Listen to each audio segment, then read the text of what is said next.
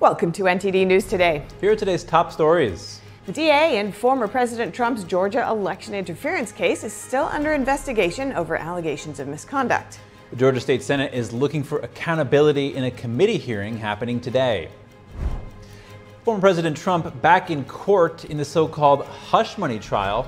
What's the latest and a recap of the testimony from Stormy Daniels' former attorney? Police have arrested over 2,000 protesters on college campuses over the last 2 weeks. Does the unrest show signs of slowing down? Congress is hoping to address the nation's shortage of air traffic controllers and increase safety. How a new bill aims to change the airline industry for the benefit of passengers. The State Department issues a travel advisory to Americans in Germany. Why the alert urges tourists to be aware of potential terrorist attacks. Britain promises $3.7 billion of annual military aid for Ukraine. More from the meeting of the UK's top diplomat and Ukrainian President Volodymyr Zelensky.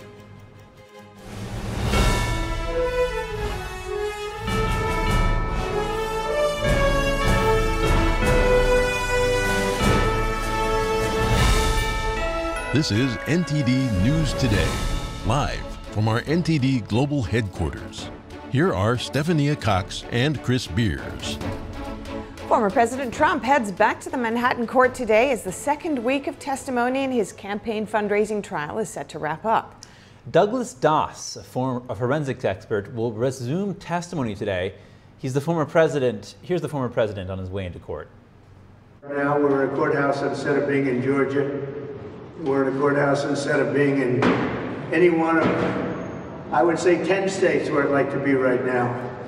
We have 10 states. We were already marked down. Months ago, we were marked down to be in Georgia today, where we're doing very well in the polls, by the way, but that's where we were supposed to be. We're supposed to be in Ohio tomorrow, and we're supposed to be in Florida on the next day doing campaigning, essentially campaigning. So now I have to go through this trial day after day. The trial is, we are winning this trial. If we had a fair trial, if we had a fair judge, I don't think it would have even allowed this trial to take place. There was no crime. Everything was legal. And they're doing this because it's for politics. They want to get Biden elected. That's the only reason. Let's catch up on what happened in the case yesterday. An ex-lawyer for Stormy Daniels said the payment Trump made was not hush money. Jeremy Sandberg has the latest on Trump's New York trial. Former President Trump's lawyers Thursday laid into witness Keith Davidson. Davidson testified as then lawyer for Stormy Daniels. He arranged the $130,000 payment with ex-Trump lawyer Michael Cohen. The defense questioned Davidson's credibility, pointing to other deals he had cut with celebrities over the years, including Hulk Hogan, Charlie Sheen, and Lindsay Lohan. Trump's attorney played secretly taped recordings of conversations between Davidson and Cohen. The two lawyers could be heard talking about the leverage of Daniels' claims. Trump's attorney said Davidson was well-versed in extracting payments from celebrities to keep stories out of the press. He argued this fell just short of extortion, and that the deal with Trump followed a similar pattern.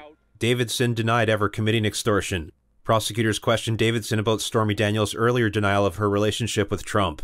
Davidson argued the denial was not technically a lie because it referred to a romantic relationship as opposed to a one-off encounter. He also refused to label the payment Trump made to Daniels as hush money. He confirmed Daniels signed a non-disclosure agreement with Trump, but said the money was, quote, consideration in a civil agreement.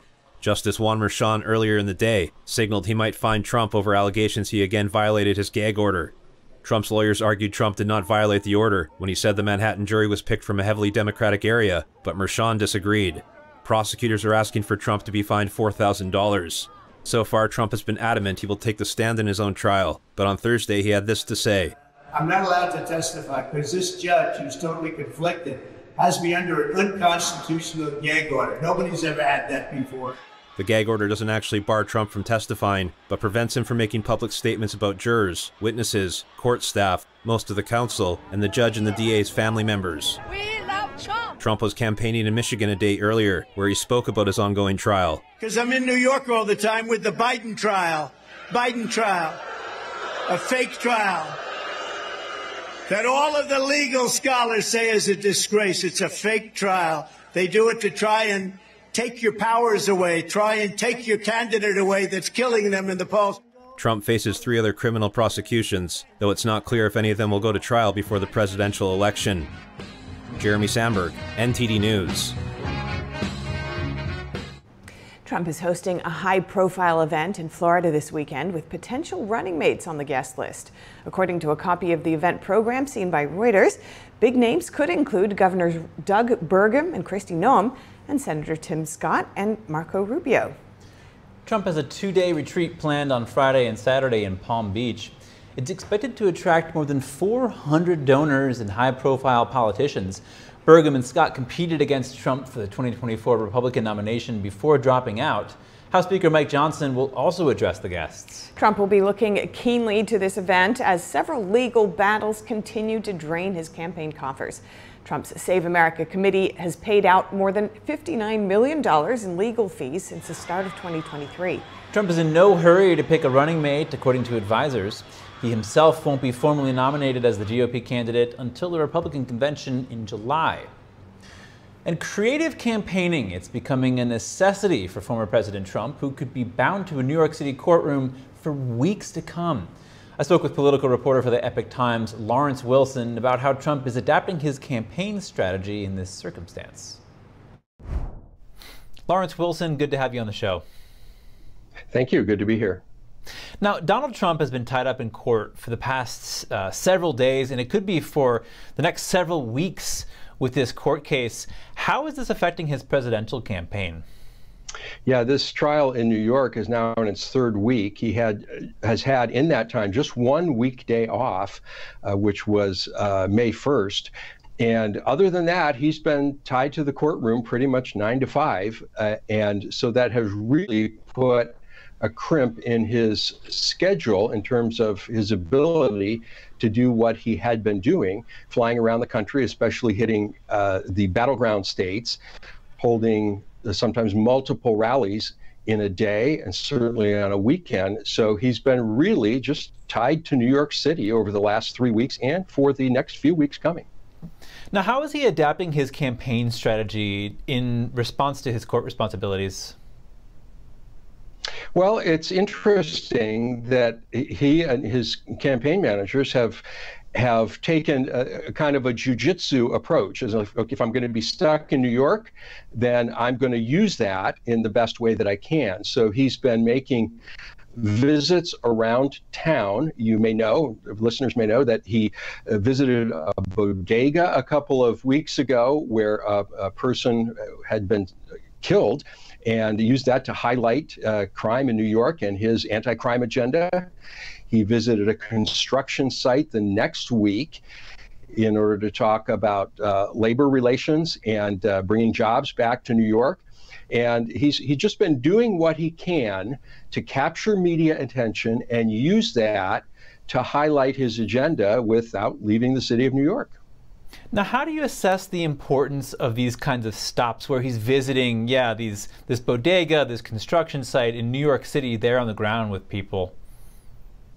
Well, what he's doing in these cases, and what I think we'll continue to see him do, is to select these sites in a way that he can attack President Biden's record or compete with President Biden's agenda. For example, in the bodega instance, he was talking about crime, and that's one of President Trump's primary theses, is that America is riddled with crime, especially in our big cities. So that was an important message moment for him. And that President Biden has pitched himself as a very much pro-union, pro-labor president. And so by visiting a construction site, talking with union workers, getting affirmation from construction workers on the job site, he was competing with President Biden for one of Biden's key audiences. So he's using these very strategically, these moments that he's taking out from the trial in New York. Now, Lawrence, Trump has also been meeting with foreign dignitaries. There's British Foreign Secretary David Cameron, the president of Poland, Andrzej Duda. Talk about that aspect of his current campaign. Well, that's not terribly unusual when a campaign gets down to two candidates. One of these two is almost certainly going to be the next president of the United States. And so foreign governments know that, and they begin to build relationships with both sides. From President Trump's perspective, it gives him an opportunity to show himself on the national stage. Now, these were not heads of state, but important people in governments around the world. And he was able to talk about relationships with those countries, talk about trade in some cases, talk about peace initiatives, whatever the agenda for each one. But it allows him to present himself in the media as a person who is still very much respected and very much active on the world stage. Very strategic. All right, Lawrence Wilson, political reporter for the Epoch Times. Thank you so much, and again, good to have you back.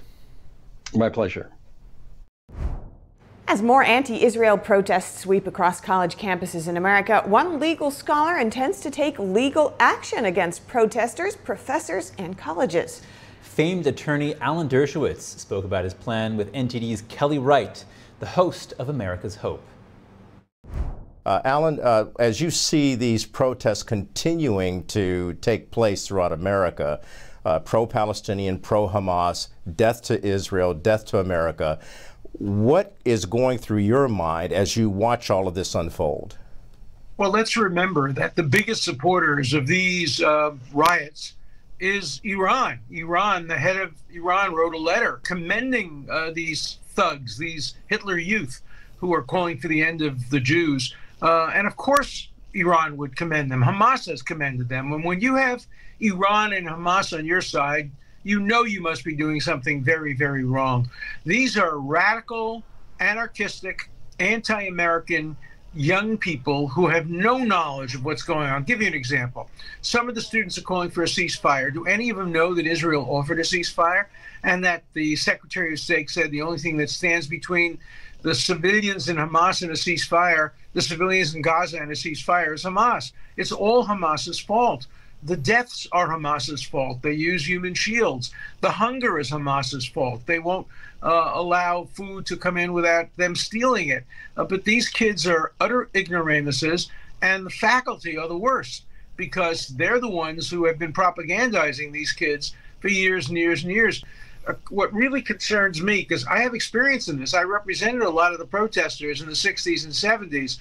These protesters, some of them, will become terrorists. They are being groomed by Hamas. Hamas will ask them to plant bombs. They will do it. And it's coming to a theater near you. What are you doing from your legal perspective to take action against those who have rallied to these protests, even threatening and actually physically harming some of the Jewish students attending these colleges? We're starting a new group called Hurt a Jew, We Sue You, and we will sue individuals, not the universities. Others are doing that. But we will sue 19-year-old and 20-year-olds who are blocking access to classes. And we will sue them and get their scholarships, and we will sue them and get their cars. We will sue them and get their boom boxes. We will sue them for every penny they have, because you cannot get away with hurting a Jew today in America. And too many prosecutors are allowing them to get away. We don't control prosecutors, but we do control lawsuits. If we file a lawsuit, it has to go forward. And we will do that. We'll get discovery. We'll find out who's financing these protests. We'll find out the role of George Soros, the role of the Rockefeller Brothers Fund, the role of Peter Beinart, who's on the Rockefeller Fund and doesn't believe Israel has the right to exist as the nation state of the Jewish people. So we're going to get to the bottom of this through lawsuits. You can see more of Kelly Wright's interview with Alan Dershowitz when America's Hope airs it tonight at 10 p.m. here on NTD. Coming up, Alabama officials clear the way for Biden. The governor signed legislation to ensure that the president will appear on the state's November ballot. Why it was in doubt. And Congress is hoping to address the nation's shortage of air traffic controllers and increase safety. How a new bill aims to change the airline industry for the benefit of passengers.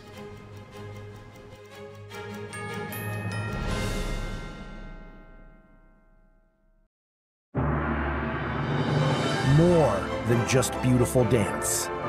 It's a touch of the divine. More than just legends. It's the beautiful culture and wisdom of China before communism. More than just a performance. It's an experience that awakens the soul. Lincoln Center, NJ Pack, State Theater, Purchase, and Stamford. Starting March 28th. Tickets at shenyun.com. Medicine has moved from making us well to making us better than well. Bigger, faster, stronger, smarter, to even make human beings, in a sense, superhuman. The big product of the 21st century are going to be bodies and minds. This new gene editing technology known as CRISPR is to genetics and genetic technologies what the atomic bomb was to physics. It's like doing surgery with an axe. We're taking genetically modified organisms and we're injecting them in little kids' arms. We just shoot them right into the vein. It's experimental for a reason. If you want to be a lab rat, go for it. I was. It is the biggest scam of all time, and we're living in it.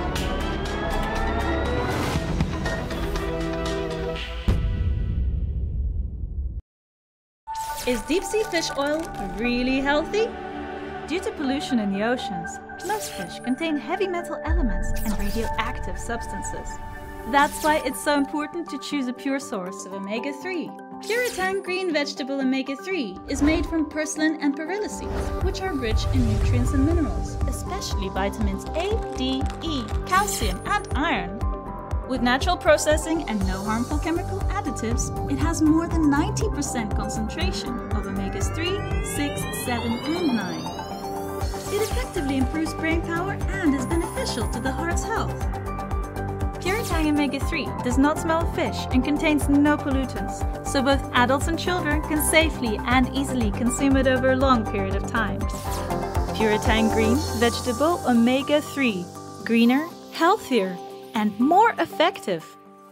Visit puritang.com to learn more.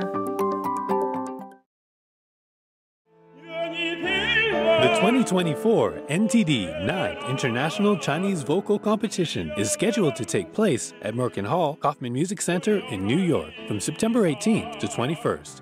The competition specially invites vocalists from the world-famous Shen Yun Performing Arts to serve as judges. The prestigious Gold Award is $10,000. Chinese vocal artists aged 18 to 50 are welcome to register. Join us on NTD Good Morning because we want you to stay informed. Kickstart your morning with the latest you missed overnight. Right, and don't forget that inspiration. Absolutely, so let's shine some light on the good news too. Tune in every weekday morning to NTD News.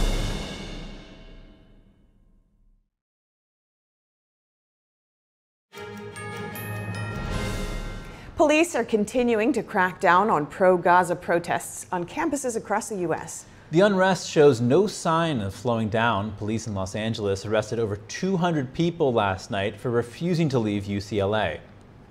Authorities in Oregon arrested at least 30 people at Portland State University yesterday, clearing a library and a park. Portland police said some people broke back into the building after officers left. For many universities, it's graduation weekend. Some schools holding ceremonies today are raising security concerns after weeks of protests and mass arrests. The University of Florida ramped up security at its graduation tonight.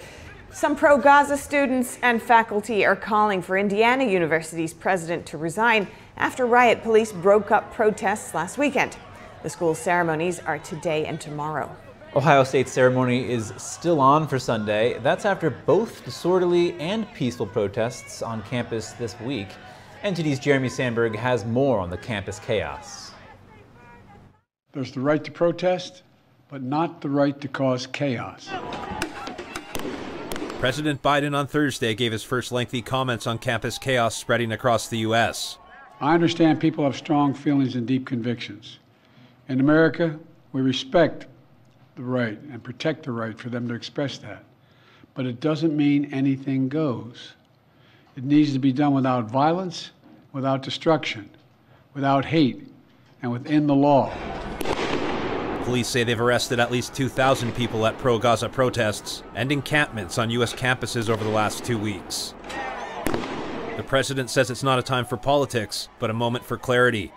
Threatening people, intimidating people, instilling fear in people is not peaceful protest. It's against the law. Former President Trump on Truth Social said a radical left revolution is taking place. He praised New York and California law enforcement outside court Thursday. They did a job at Columbia, and likewise in Los Angeles, they did a really good job at UCLA. It was very much embedded. And just so you understand, this is the radical left. This is a movement from the left, not from the right.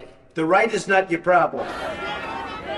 Trump says the Justice Department should be looking at what's happening in their own offices, warning it's going to get worse. Because you're loaded up with radical left people that want this country to fail. And we're not going to let this country fail. Thank you very much. The NYPD says officers arrested over 280 people at Columbia University and the City College of New York on Tuesday combined. Officials say close to half were not affiliated with either school. New York City Mayor Eric Adams says outside agitators were training and co-opting protests, calling some professionals and well-trained. There is a movement to radicalize young people, and I'm not going to wait until it's done and all of a sudden acknowledge the existence of it. This is a global problem that young people are being influenced by those who are professionals at radicalizing our children, and I'm not going to allow that to happen as the mayor of the city of New York. A spokesperson for the Manhattan DA's office said 46 people arrested at Columbia's Hamilton Hall have only been charged with 1 count of trespassing so far. Protesters that barricaded inside could be charged with third-degree burglary. Jeremy Sandberg, NTD News. Yemen's Iran-backed Houthi group is now offering a place for students who are suspended from U.S. universities after holding anti-Israel protests. The Houthis have been disrupting global shipping to display support for Palestinians in the Gaza conflict. Sana University, which is run by the Houthis, issued a statement applauding what it called the humanitarian position of the students in the United States. The university said they could continue their studies in Yemen and included an email address for any students wanting to take up the offer. And President Biden campaigned in North Carolina yesterday. NTD's Daniel Monahan has the highlights of his trip, which included a visit with family of the officers who were killed Monday while attempting to serve a warrant. Complaining about taxes in his town, and he got Democrats lost North Carolina to former President Trump in the past 2 elections, but Biden thinks the issue of abortion could draw more moderates to his side this time around. Opinion polls, however, show a tough path for Biden in the November election. An Emerson College poll released on Tuesday showed former President Trump 5 percentage points ahead of Biden in the state. During a visit to Wilmington, Biden highlighted his administration's funding to rid the nation of lead pipes. The bipartisan infrastructure bill gives the EPA $3 billion a year for the effort through 2026. The EPA says the funding will impact 1.7 million lead pipes. Protecting people from lead pipe contamination is just one of our nation's most ambitious water agendas ever. We're upgrading old water mains, treatment plants. Some of them are as old as 100 years old here in America. The president also traveled to Charlotte, meeting with some of the families of the 8 police officers who were shot in the line of duty on Monday, 4 of them fatally. We pray for their loved ones and those left behind. I met their children, their husbands, their wives, and their mothers and fathers. We pray for the recovery of the brave wounded as well. Charlotte authorities say the suspect who fired at the officers was killed when police returned fire. The Fraternal Order of Police say as of Tuesday, 136 officers have been shot in the line of duty this year. 20 of those officers died. Daniel Monahan, NTD News. Alabama's Republican governor signed a bill yesterday that ensures President Biden will be on the state's ballot in November. Governor Kay Ivey gave her stamp of approval after state lawmakers voted unanimously to pass the bill. The Democratic sponsor of the bill celebrated what she called a great day in Alabama. The bill had full bipartisan support. A Biden campaign spokesperson said states across the country have acted to make sure presidential nominees from both parties will be on the ballot. The DNC convention is set for after the deadline for state ballots in Alabama and Ohio, prompting fears that Biden's name would not be on the ballot. The new measure extended the deadline in Alabama, so this wouldn't be the case. In 2020, Alabama faced a similar issue with former President Trump. Then, too, lawmakers voted to extend the ballot deadline. Heavy rains washed over parts of Texas yesterday, causing severe flooding. Mandatory evacuations were ordered in some areas. And Texas Governor Greg Abbott expands a disaster declaration. The American Red Cross opened up shelters on Thursday night, and drivers were told to be careful.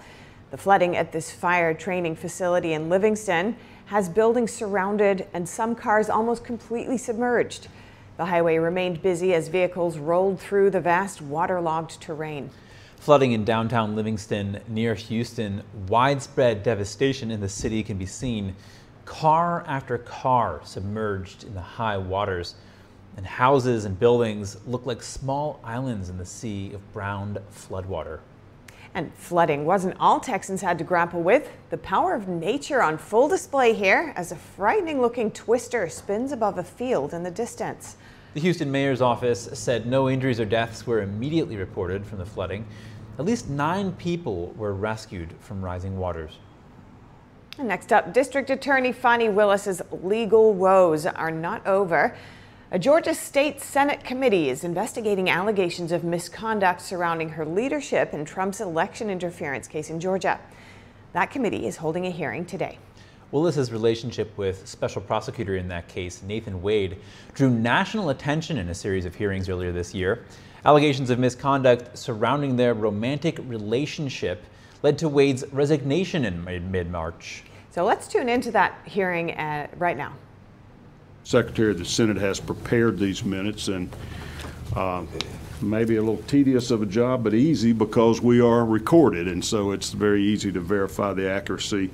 I did notice, Senator Testifies, we misspelled your name on one of them, I think, and we will too on both of them. We will correct that. And I told them, you being an attorney, it's going to be hard to slip anything by you on these, so we'll correct those spellings as part of any approval of these meetings. Have you all had an opportunity? We sent these out in advance to review these minutes before today.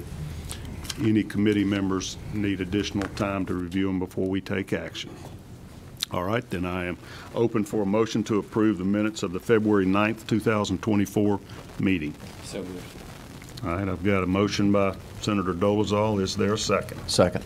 Second by Senator Kennedy. Any discussion or any review, proposed changes or corrections to the minutes of February 9th? All right, then all in favor, raise your hand.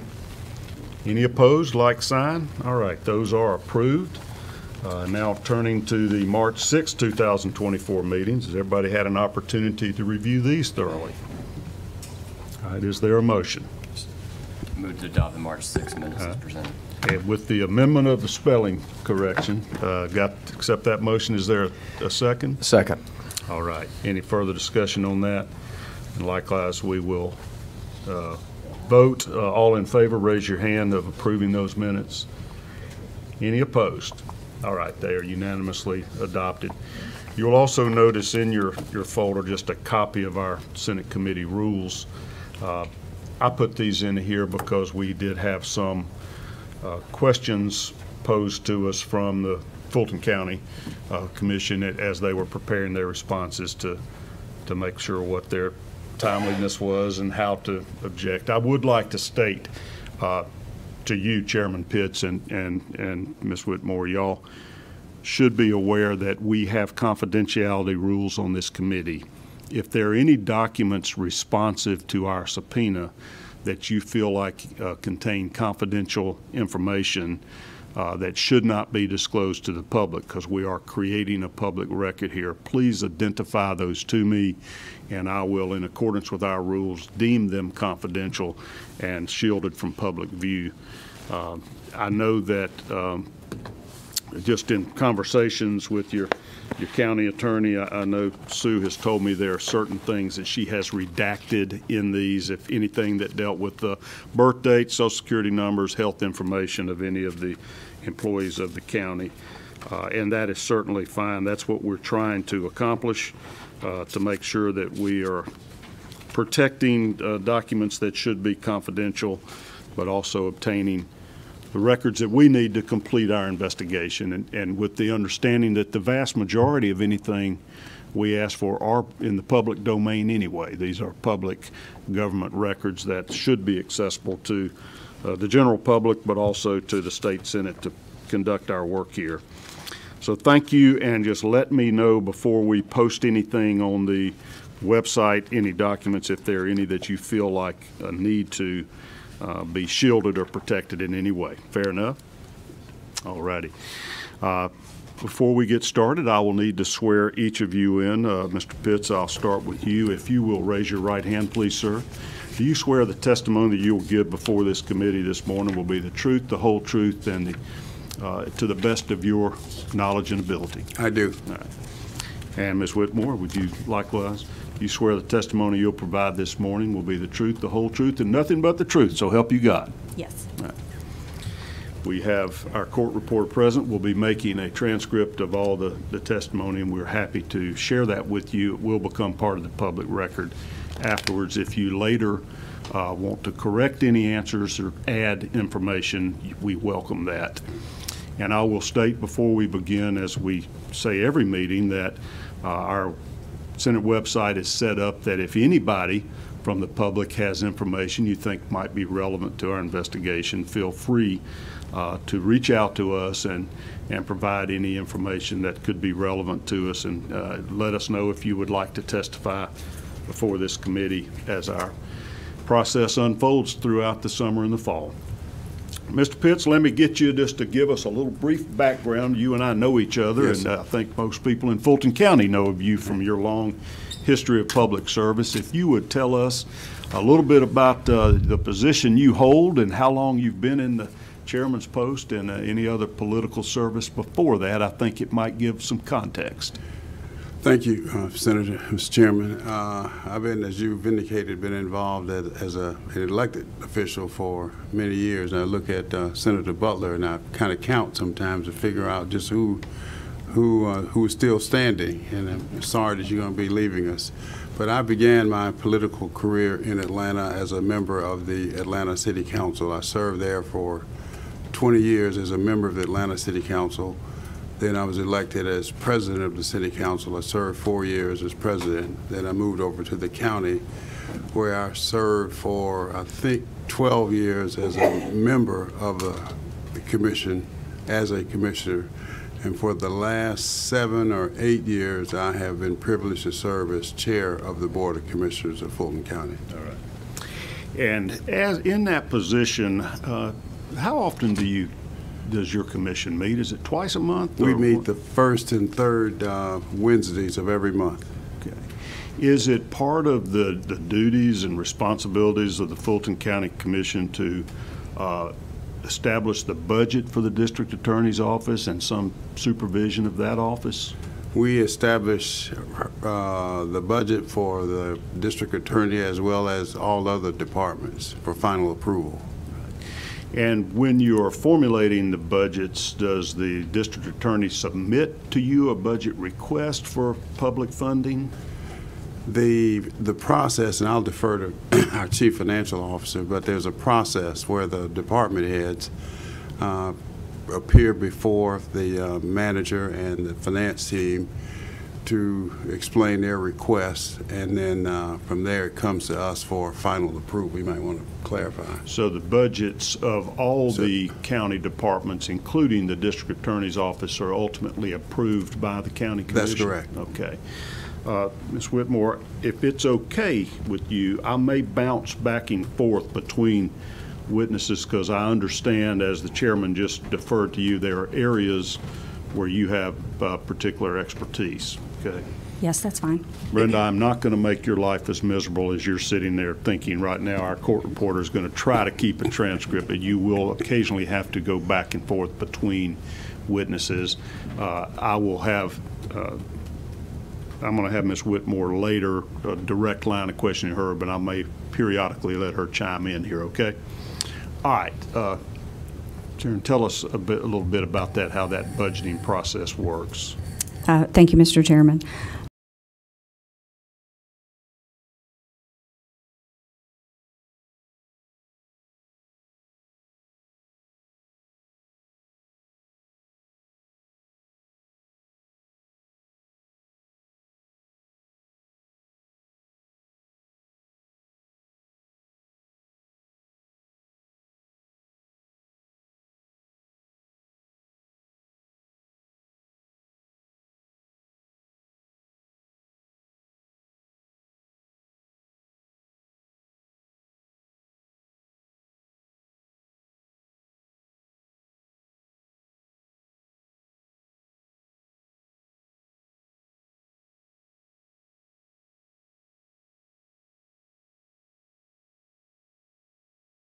review the requests that are presented.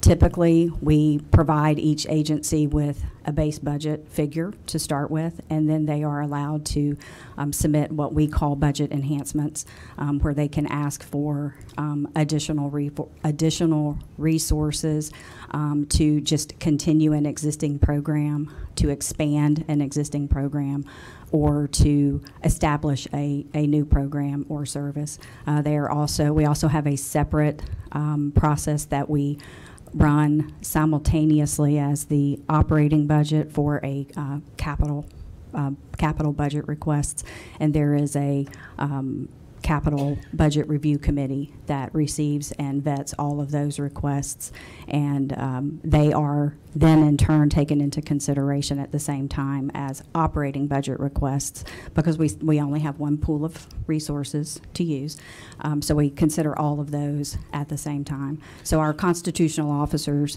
and elected officials submit their requests through the same channels. Sometimes they may choose not to come and present to the county manager's office, and then choose instead to communicate their budget needs directly with the Board of Commissioners. So that, in a nutshell, is the county budget process. And when you talk about capital expenditures, is that like new automobiles for police departments, new buildings, new expenditures on things along those other than personnel? Yes, sir. Rolling stock, heavy equipment, facility renovation, new facilities, facility expansion, all of that would come through our capital portal process. So when we talk about building a new county jail, that's a capital project? That is one very significant capital project, yes, sir.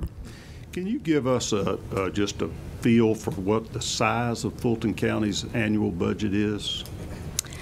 All funds included,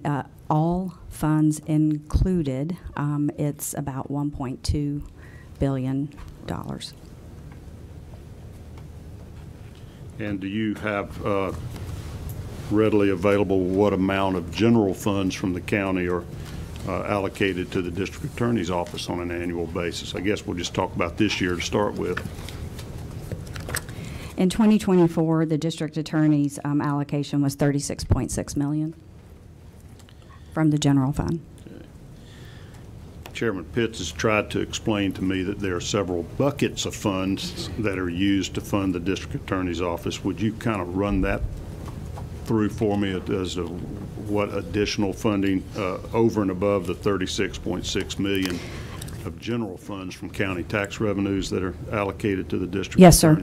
The district attorney, in addition to the county's general fund resources, also has resources that are available through the confiscated asset forfeiture fund, as well as the victims witness assistance fund, federal asset forfeiture funds, and we keep all of these in separate funds, and then a number of different grants that come through the state and federal grant process. And then since really the middle of 2021, when we developed our spending program for the resources that we received through the American Rescue Act, the district attorney has also had resources available for what we call our Project Orca, which is our court backlog project that was funded out of our ARPA resources. Okay, let me slow down on that one just a minute. Did you say Project Orca, like an orca whale? Yes, sir. Okay. Is that acronym, does that stand for something you could help tell us? It's more, I guess, visual than that. It just was intended to mean that it was a very, an orca is a very large ocean mammal, and the court backlog that we had as a result of the slowdown in the court system during the pandemic was also very large. So the individual who was charged with developing a program to address the court backlog named it Project Orca, but it is our official court backlog reduction program. And this is funded through federal funds? Through our ARPA resources, yes, sir. Right. And the ARPA money was put in to sort of help all the states recover from the COVID epidemic? Yes, sir. Okay. Do you know the amount of ARPA funds that were allocated to the district attorney's office or the ORCA project? I don't have that number available with me today, but I can share it. And as far as the expenditures of that fund, is that anything that the county commission had authority or discretion over where the money went, how it was spent? Specifically, is your question specific to the ARPA resources themselves? Yes. Yes, sir. They determined where and how our ARPA resources would be utilized. The county executive team made a recommendation, and the Board of Commissioners adopted that recommendation, and we have modified it over the course of time as we have continued to execute on our spend for the ARPA resources. And one of the areas you allocated some of the ARPA funding was to this ORCA project. Yes, sir. In total, about $75 million is what we allocated to Project Orca. And who else was allocated funds through the ORCA project in addition to the district attorney's office? Most of the partners from our justice system received funding out of the Project Orca resources. The district attorney's office, the state court, superior court, magistrate court, public defender, the sheriff's department. I believe juvenile court received some. So we took a look across the entire justice system to see where we would need to plug in some additional resources in order to develop a work plan to, bring our backlog that had accumulated, to bring those numbers down.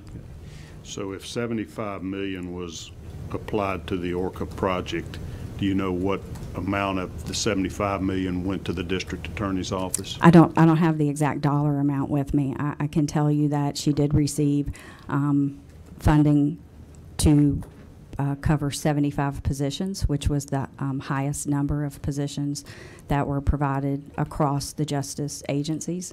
But I'm sorry, I didn't bring that. I don't have that number with me, and I don't know it off the top of my head. I'm not certain if we even requested that. I know that you are continuing to compile for me the essentially the ledger or roster of employees employed by the district attorney's office, and I suppose we'll be able to break this out as you compile that data, right? Yes, sir. Okay. Do you have any idea how many employees in the district attorney's office now? I believe she has about 277 employees, plus the positions in ORCA, so a little over 300, maybe 340. And that would include assistant district attorneys and investigators and secretarial help, the entire spectrum of staff? Yes, sir.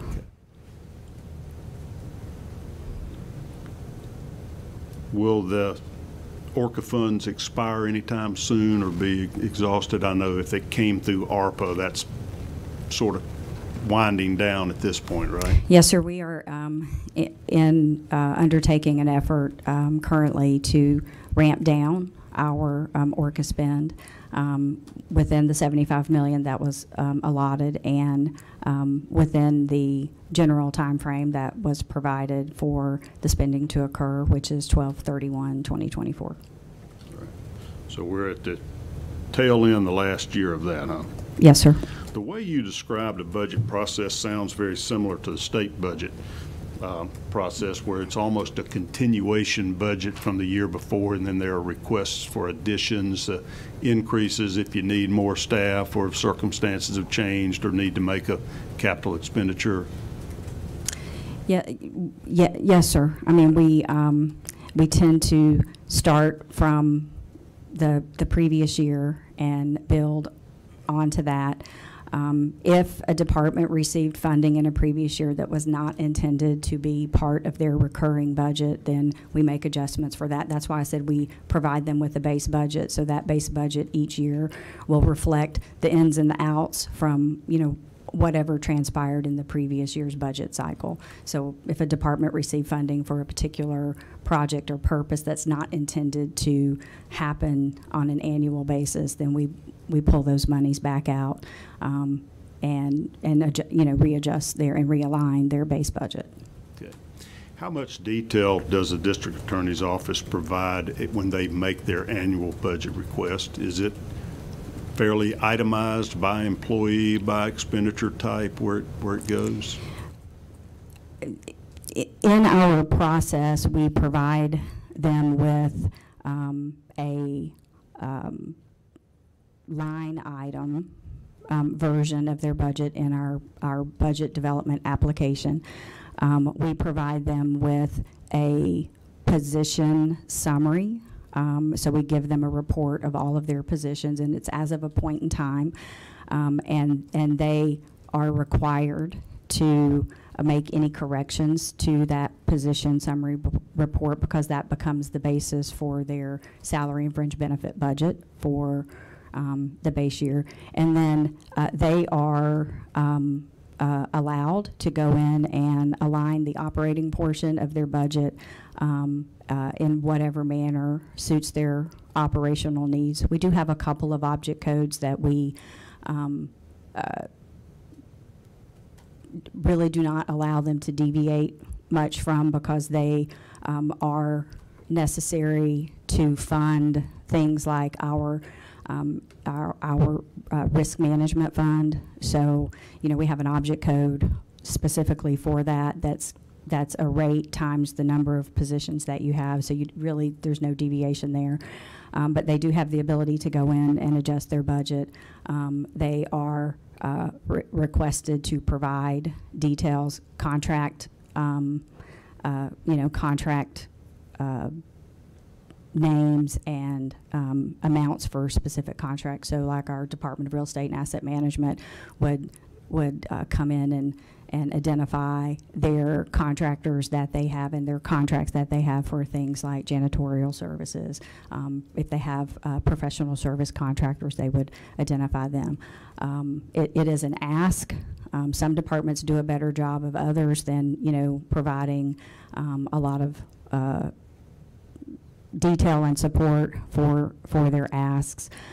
So, you know, we spend a lot of time and a lot of back and forth trying to understand, especially when they have submitted for an enhancement request or a new program, trying to make sure that they've put everything in that they should be including in those requests. But they do have the opportunity to align it how they would like to see it and provide detailed explanations for their requests. Okay.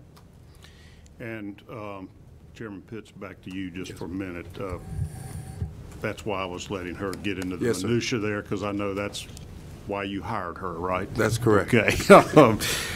The way you've explained it to me is that with certain elected officials that are provided for under the Georgia Constitution, like the district attorney's office and the sheriff's department, these are elected officials, and our state constitution provides the sort of parameters of their authority and responsibilities, right? That's correct. For those, particularly those two, a sheriff and a district attorney, do you micromanage their budget, or is it fairly well left within their authority under the state constitution?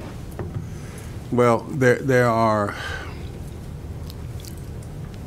what we call constitutional officers, and we have 3 or 4 of those, and then the district attorney is in a sort of a different category, but also now I'll have to defer to get the correct terminology from our county attorney.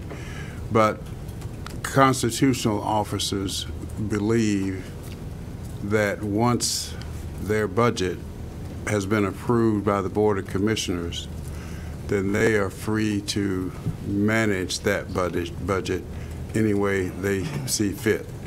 And that's because of this law, I suppose, that gives them that authority. So you can't micromanage their spending once you've granted them the budget, appropriated the money to them from the general funds? Probably not. And that's, I guess the answer to that would be no, we cannot. But essentially you don't have to appropriate money to them unless they can justify for you why they need it and what they intend to spend it for.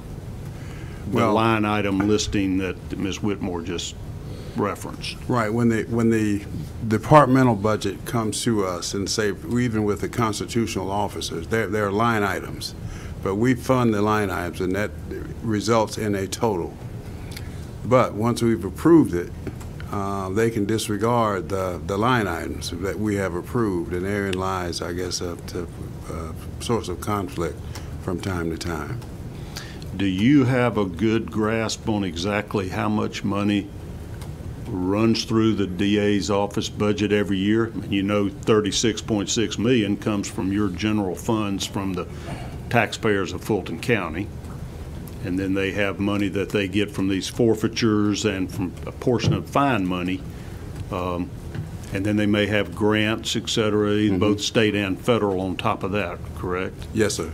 And then the state itself funds a certain number of positions, including the district attorney's salary and a certain number of assistant district attorneys based on the number of judges in the circuit.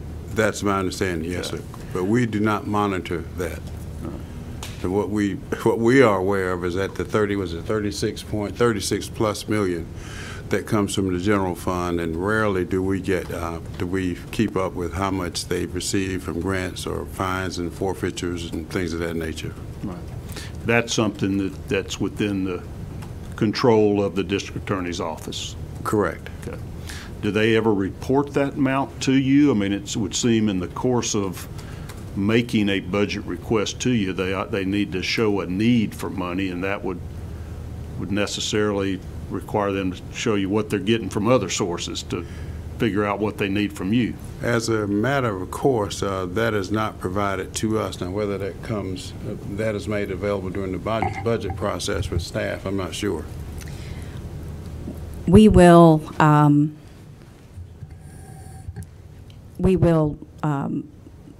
look at other sources that they have available when they're asking for an enhancement to see if there is another source that could be used instead of the general funds. And I guess I would just like to perhaps add a little clarification to what the chairman just said about the other sources of funds. Those are maintained on the county's financial system.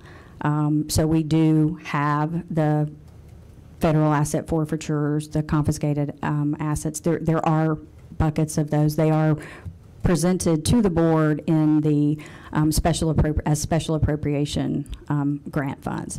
The board, there is no reporting that comes forward to the board on those, and you know, because the board isn't authorizing those resources, they come from other sources.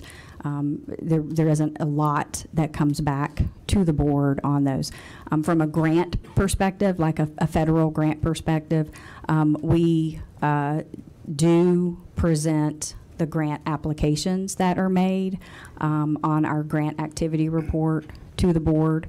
And again, the grant activities and reporting are captured on the county's financial system and are included in our required single audit report each year. So that's the reporting, but there is no other reporting that is completed on those funds by the district attorney to the Board of Commissioners. But from your accounting standpoint, you're the chief financial officer. When these funds from whatever source get deposited in a bank account, somebody's got to make an entry. The deposit was made and where it came from. Yes, sir. So if resources are received, then they are presented over to the county treasury. They're deposited, and within these funds, then the spending credit, if you will, is provided to the agency that's receiving the funds. We have, multiple agencies that receive federal asset forfeiture funds and confiscated asset funds. So we track it by each department within those funds, and when the resources are received, they are given credit for them. On the grants, many of the grants are, of course, drawdown grants. So we're spending the county's resources first and seeking reimbursement from the granting agency. So whatever the required drawdown process is, our grants administration office in the finance department would be involved in assisting and facilitating the the financial reporting requirements. Programmatic reporting requirements are typically managed directly by the department or agency that has received the grant. But our grant administration unit will ensure that the whatever periodic required financial reporting is complete, and that the drawdowns are completed on a timely basis so that the county is not fronting that money for too long of a period of time. And tell me what you just referenced, a single audit. What did you mean by that? That's the audit that any entity that receives a federal grant is required to have completed on an annual basis. Our external auditors complete the single audit. It is a specific audit of all federal and state grant funds. And is that broken out between your various county agencies and departments, including the district attorney's office? Yes, the auditors have a requirement to identify major programs and audit on a risk basis, and so they determine which programs may get a more thorough and very specific audit process, but all of the grants are included, and all of the information that they ask for is provided to them as part of that single audit process. Right. Is that a written document report that you would receive every year? The single audit? Yes. Yes. Okay. And is that a requirement of each agency, including the district attorney's office, to provide the requested data and information to the auditor? It is, yes. By reviewing that, are you able to pretty well track all of the spending of grant funds anyway by the district attorney's office? At a summary level. Right. It's not detailed. It just basically gives you, the total amounts of what was received and expended. What was spent. Yes, sir. Give a For round-the-clock original spending. news coverage, visit us at ntd.com or download our NTD app. And stay with us. We'll bring you more news in the next 2 hours.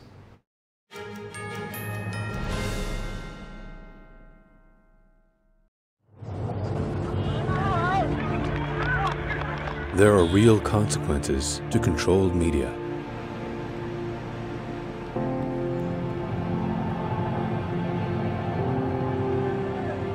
And NTD's founders know them firsthand. Our freedom of thought is the price. This is the lesson that guides us in everything we do. Yeah, so there's the tear gas there. We know the value of a free society. And we take seriously the responsibility to preserve it. We are NTD.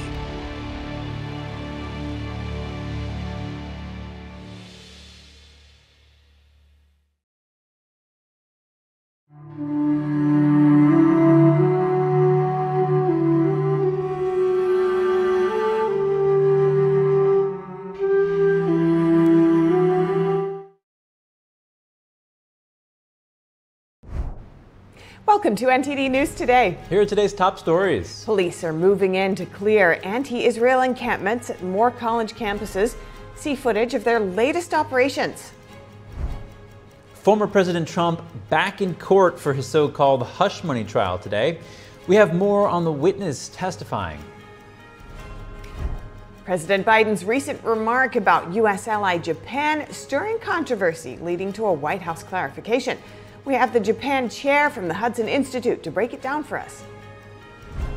The November elections are coming up fast, and Senate Republicans are reining in their expectations.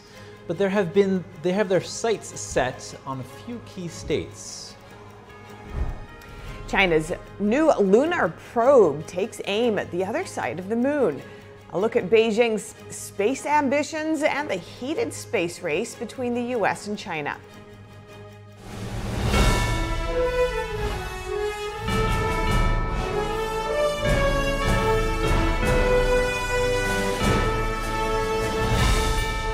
This is NTD News Today, live from our NTD Global Headquarters. Here are Stephania Cox and Chris Beers. Anti-Israel encampments on college campuses. Police are moving in to clear more of them. So far, more than 2,000 people have been arrested for anti-Israel college protests nationwide.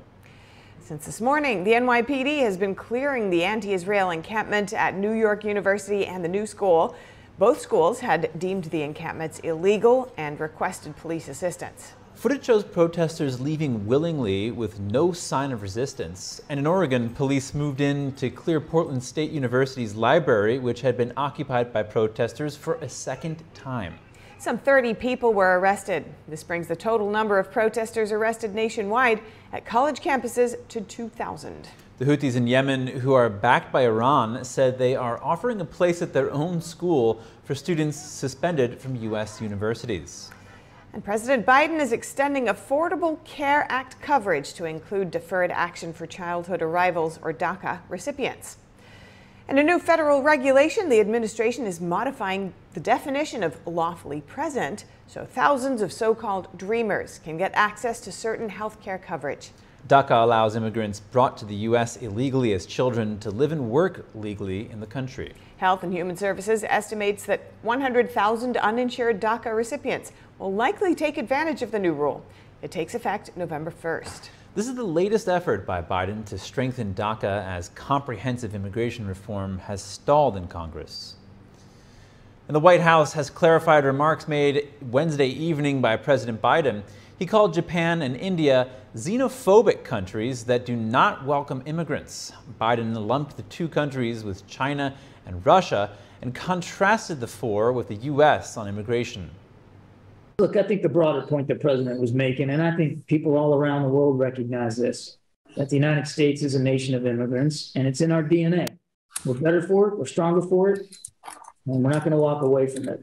And that's the broader point that he was making, that our allies and partners know well, in intangible ways, how President Biden values them, their friendship, their cooperation, and the capabilities that they bring across the spectrum on a range of issues, not just security related. The president made the remark during a fundraiser in Washington, D.C. on Wednesday. He argued that Japan, along with Russia and China, would perform better economically if the countries embraced immigration. Biden pointed to immigration as one reason why the U.S. economy is growing. Meanwhile, Japan has largely shied away from using immigration to bolster its population. For a closer look at Biden's recent claims, we're joined by Riley Walters, the senior fellow and Japan chair at the Hudson Institute. Good to have you, Riley. What do you make of Biden saying that Japan is xenophobic? Well, it's an unfortunate comment given that he just hosted the Prime Minister of Japan at the White House not too long ago. It's definitely, I don't know if it's an outdated idea that Joe Biden has, or if this is maybe perhaps just another senior moment of his, but it's definitely not true. If you look at Japan, for example, and the political party, the LVP, the leading political party there, they're actually talking more about ways to increase immigration in Japan. Immigration, permanent resident status in Japan has increased 50% over the last 10 years. And so it's definitely also a false equivalent to equate what we're seeing in Japan with what we're seeing in Russia and China. Has Japan responded to this remark? I think the relationship that we have with Japan is very mature, and I think that Tokyo is not going to take this opportunity to necessarily clarify or respond. I think they understand that the U.S.-Japan relationship is the most important relationship in the Indo-Pacific, and that, just one of these moments that perhaps where the president said something maybe he shouldn't have isn't going to necessarily derail anything. Okay, and he also, spoke about India in the same way. Do you think it's going to be the same kind of response or influence? Pretty minor? We'll have to wait and see. India is definitely, I think, concerned, when it comes to its relationship with Washington. But when we're talking about the United States, Japan, Australia, and India as a part of this quadrilateral, multi-faceted dialogue that we have in the Indo-Pacific, I think all of the countries are trying to make sure that we can come together and not necessarily be again derailed by an accident like this.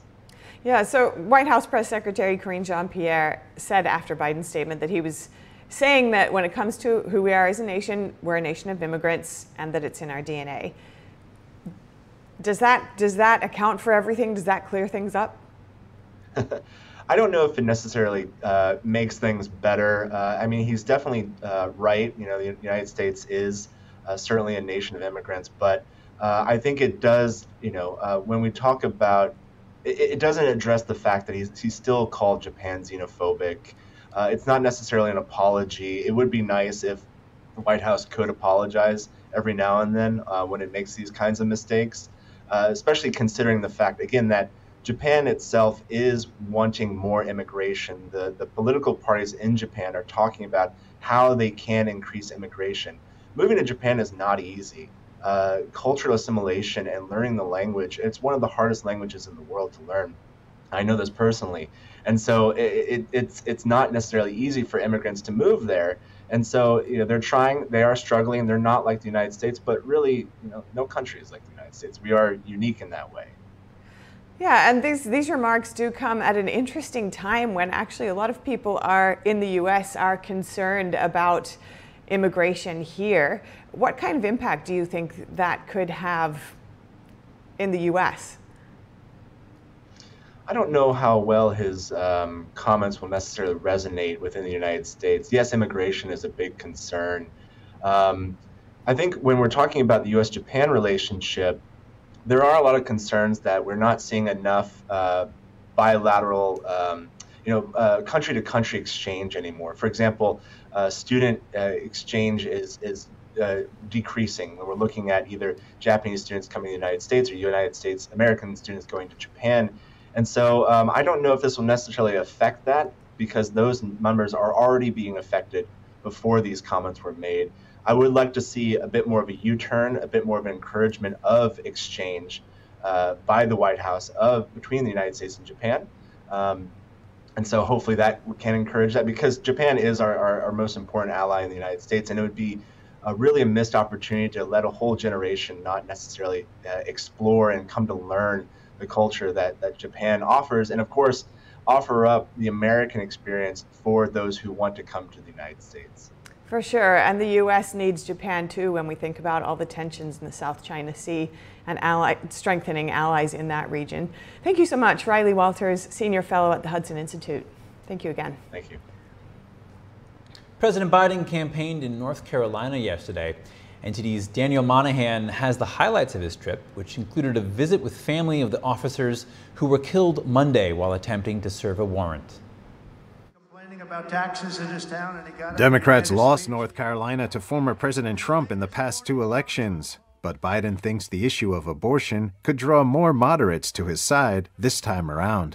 Opinion polls, however, show a tough path for Biden in the November election. An Emerson College poll released on Tuesday showed former President Trump 5 percentage points ahead of Biden in the state.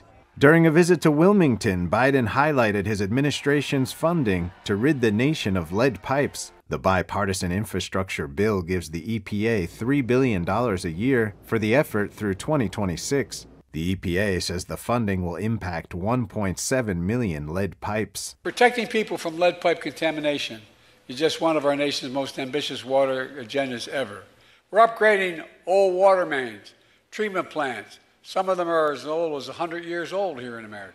The president also traveled to Charlotte, meeting with some of the families of the 8 police officers who were shot in the line of duty on Monday, 4 of them fatally. We pray for their loved ones and those left behind. I met their children, their husbands, their wives, and their mothers and fathers. We pray for the recovery of the brave wounded as well. Charlotte authorities say the suspect who fired at the officers was killed when police returned fire. The Fraternal Order of Police say as of Tuesday, 136 officers have been shot in the line of duty this year. 20 of those officers died. Daniel Monahan, NTD News. Alabama's Republican governor signed a bill yesterday that ensured President Biden will be on the state's ballot in November. Governor Kay Ivey gave her stamp of approval after state lawmakers voted unanimously to pass the bill. The Democratic sponsor of the bill celebrated what she called a great day in Alabama. The bill had full bipartisan support. A Biden campaign spokesperson said states across the country have acted to make sure presidential nominees from both parties will be on the ballot. The DNC convention is set for after the deadline for state ballots in Alabama and Ohio, prompting fears that Biden's name would not be on the ballot in those places. The new measure extended the deadline in Alabama so this wouldn't be the case. In 2020, Alabama faced a similar issue with former President Trump. Then, too, lawmakers voted to extend the ballot deadline. The November elections are coming up fast, and Senate Republicans are reining in their expectations. More on the key states they have their sights set on. President Biden will honor 19 people with the Presidential Medal of Freedom, the nation's highest civilian honor. Find out who's on the list. More in just a moment here on NTD News Today.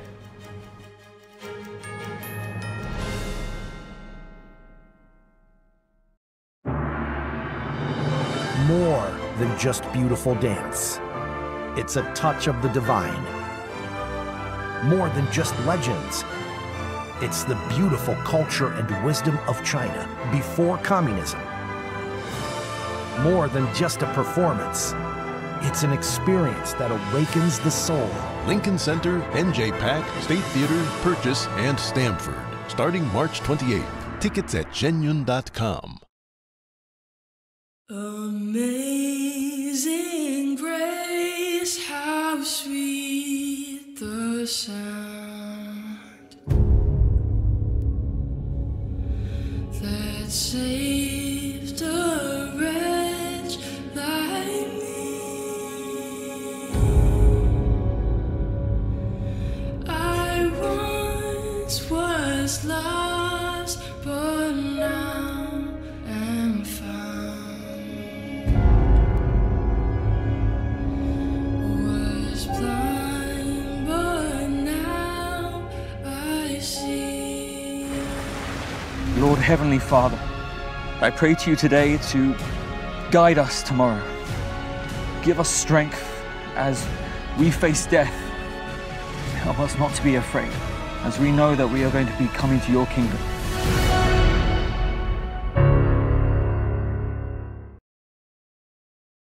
When I drink it, the first thing was I feel the warmth in my tummy.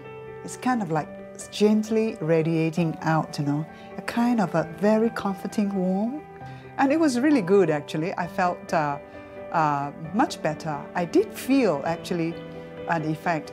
And I find that it is actually better when I take it regularly. It's actually steamed and dried 9 times.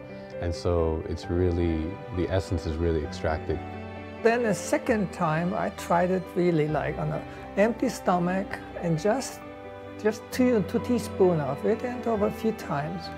And wow, that was a big difference, because suddenly I could feel, wow, I was very good energized. I didn't have to eat. I could work outside in the garden for a couple of hours, and I still felt very well. And I was impressed by that. So I think it's a good product. These are all farmers. Maybe no, not this not one. a farm anymore. But here is a farm, right? No, there's also not a farm anymore. All these people shut down because of the government policies? Yeah. The government wants to control the food. So we don't eat meat, but we eat insect. As the price of staples goes through the roof, people will say, I can't afford a steak anymore. So, all right, I'll eat your stupid crickets.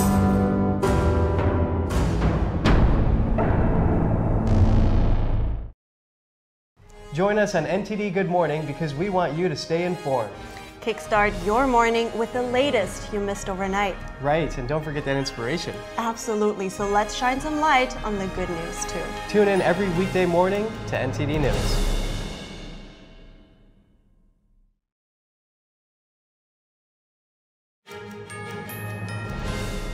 Welcome back, everyone. Former President Trump is in court for day 11 of his New York campaign finance trial. Forensic analyst Doug Doss is testifying today. Doss is focusing on the content of former Trump lawyer Michael Cohen's phone. That includes texts and messages, mostly from 2016. Trump's defense lawyers questioned how reliable this data is and whether the phone could have been reset. Doss didn't review the cell phone data until 2023. When Trump entered the courtroom this morning, he again called the gag order on him unconstitutional. He said his team plans to file a lawsuit over it. And we have some breaking news. The accounting firm that Trump's media group uses is being charged with fraud.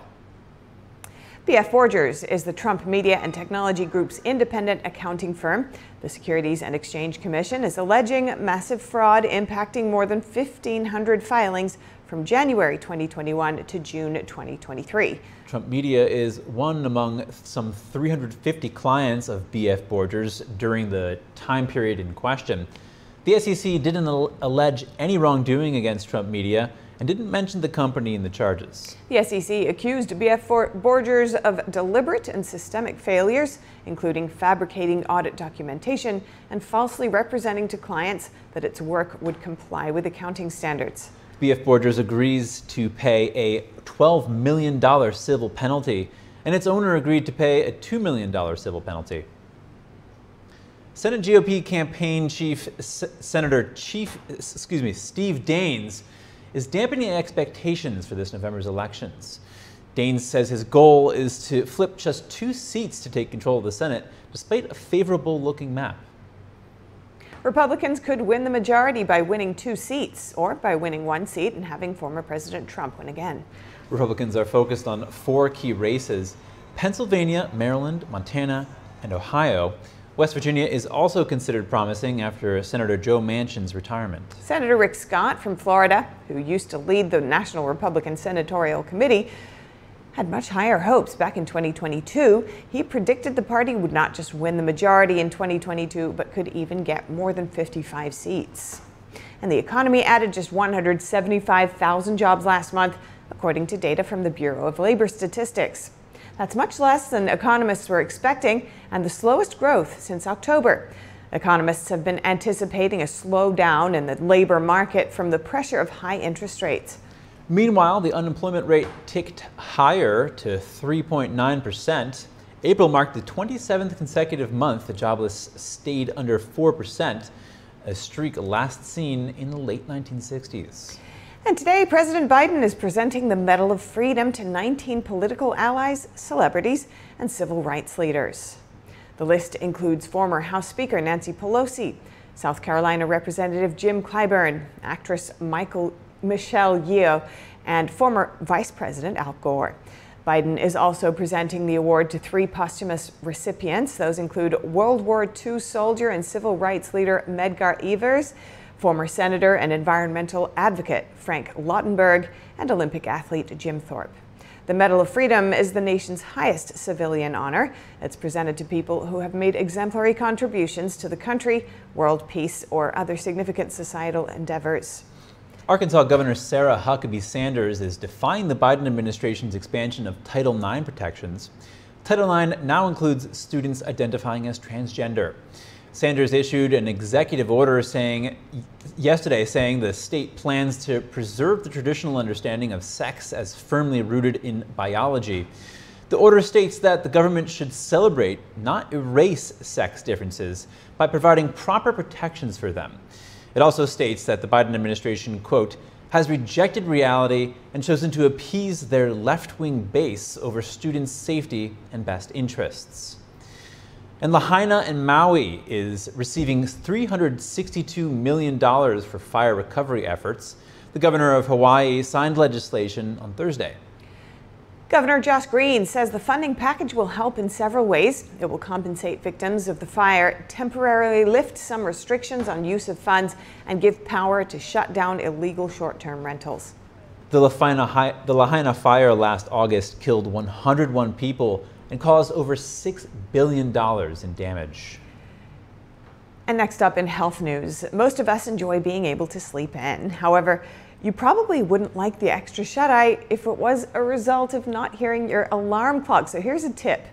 Some iPhone users have turned to social media with that very complaint, saying they overslept because they're not hearing the alarm. Apple told NBC News that the company is working to fix the issue. However, it is unknown how many iPhone users are affected. In the meantime, some users say that turning off the Attention Aware feature has helped solve the problem. The feature allows an iPhone to check whether someone's looking at their device, and if they are, the phone will lower the sound of alerts. Apple says on its website that the Do Not Disturb setting and putting the phone on silent does not affect the alarm sounds. Okay, more on Apple. The company is facing some growing pains, and it's making a historic move to make it through. The company has announced a $110 billion share buyback, the largest in its history. Also on Thursday, Apple posted a first quarter revenue of nearly $91 billion. That's down 4% year over year. The iPhone maker is struggling with growing challenges, particularly in China, amid an uncertain economic environment. Apple says iPhone sales have sunk by 10%. After Apple's revenue report, its shares rose past 6% in after-hours trading. And over a dozen police vehicles were damaged or destroyed by a suspected arsonist in Portland, Oregon, early Thursday morning. Police say 15 vehicles were found on fire in a fenced-in training area around 2 in the morning. There was no damage to the building and no injuries were reported. Police suspect arson, and they say it's being investigated separately from the nearby protest on the campus of Portland State University. However, they said it may be connected. Police in Indiana saved a woman from a submerged car. The Hamilton County officers shared this video of the water rescue from earlier this week. In Metro Indianapolis, the woman's vehicle had flipped over and landed in a ditch filled with water. The rescuers had to remove their own personal safety equipment to get close enough to the vehicle to break a window. From there, they pulled the woman out. She was taken to the hospital with non-life-threatening injuries. And next up, a troubling case of animal cruelty coming out of Michigan. On Monday evening, someone called police saying they saw a person throw a plastic bag containing, get this, baby rabbits out of a car window. A sheriff's deputy found the bag with one bunny's mouth and nose poking out of a hole. A knot was tied around the animal's neck, and the rest of the bag had an airtight seal. The deputy ripped a hole in the bag so that the bunnies could breathe. He later took the 8 rabbits to a no-kill animal sanctuary. One had already died. Coming up, the House Judiciary Committee is in Philadelphia hearing stories from the families of victims of violent crimes. Stay tuned for that after the break.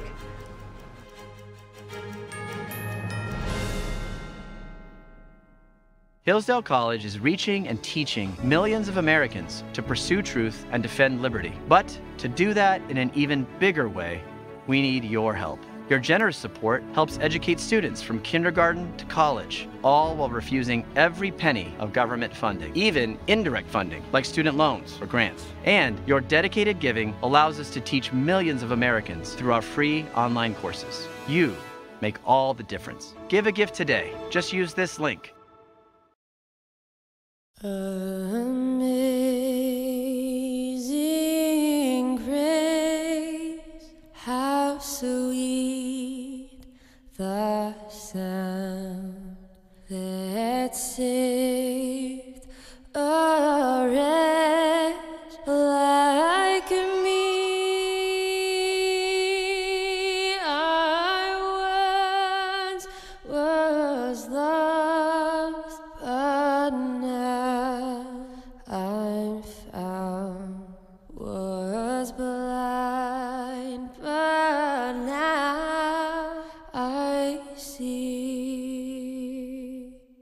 They're just young people, hungry, homeless, and vulnerable. Abused youth often feel safer on the street. Now, more than ever, that's the most dangerous place of all. Covenant House is helping young adults facing homelessness. We're providing safe shelter to thousands, but the need is overwhelming, and no young person is ever turned away. Please call or go online now with your gift of $19 a month to help a young person. You'll provide safe shelter, hot meals, and medical care. Your gift will show them they're loved.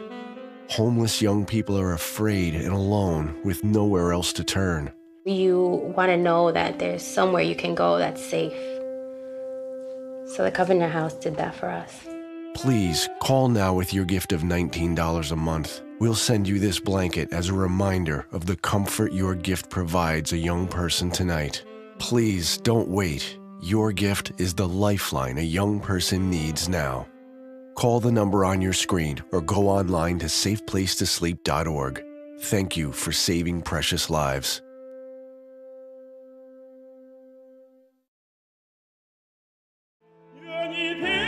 The 2024 NTD 9th International Chinese Vocal Competition is scheduled to take place at Merkin Hall, Kaufman Music Center in New York from September 18th to 21st.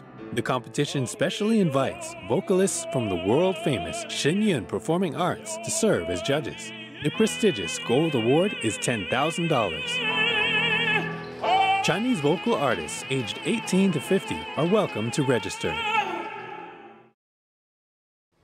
We're in the nation's capital asking the important questions so that you're in the know. Join us daily, Monday through Friday, on the Capitol Report on NTD News.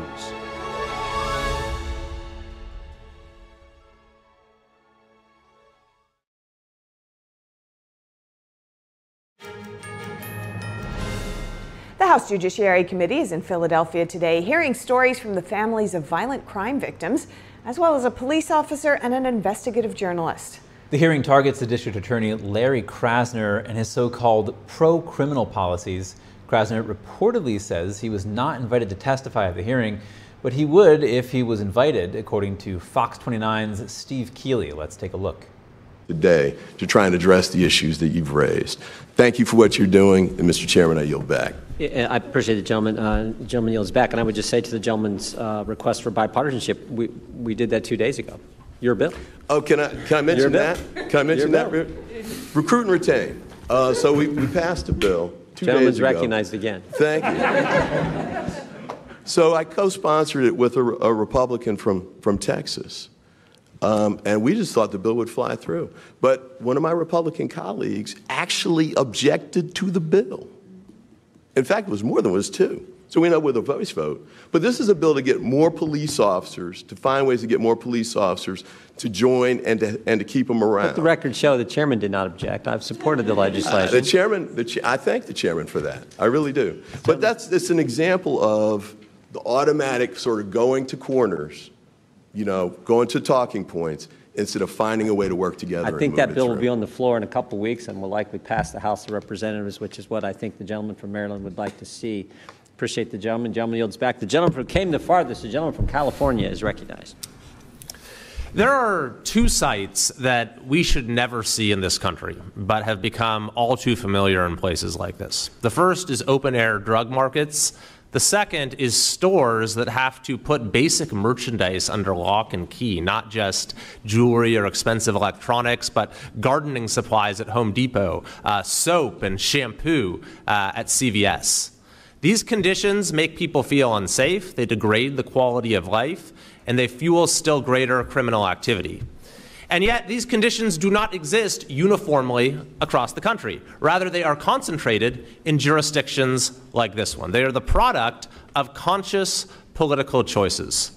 So, Mr. Grace, as one example, could you tell us about the Kensington neighborhood here in Philadelphia, the open-air drug market there, and the political choices that have ushered in that reality? Get your microphone there. Happy you asked this question. So this again points directly to Larry Krasner. The 24th Police District was a district I was at for 12 years. It's Kensington, Allegheny. In the media, it's known as the Kensington Beach.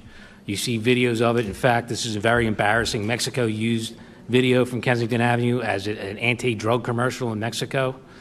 It is the land of the Walking Dead. It is disgraceful. I've never seen it this bad in my life.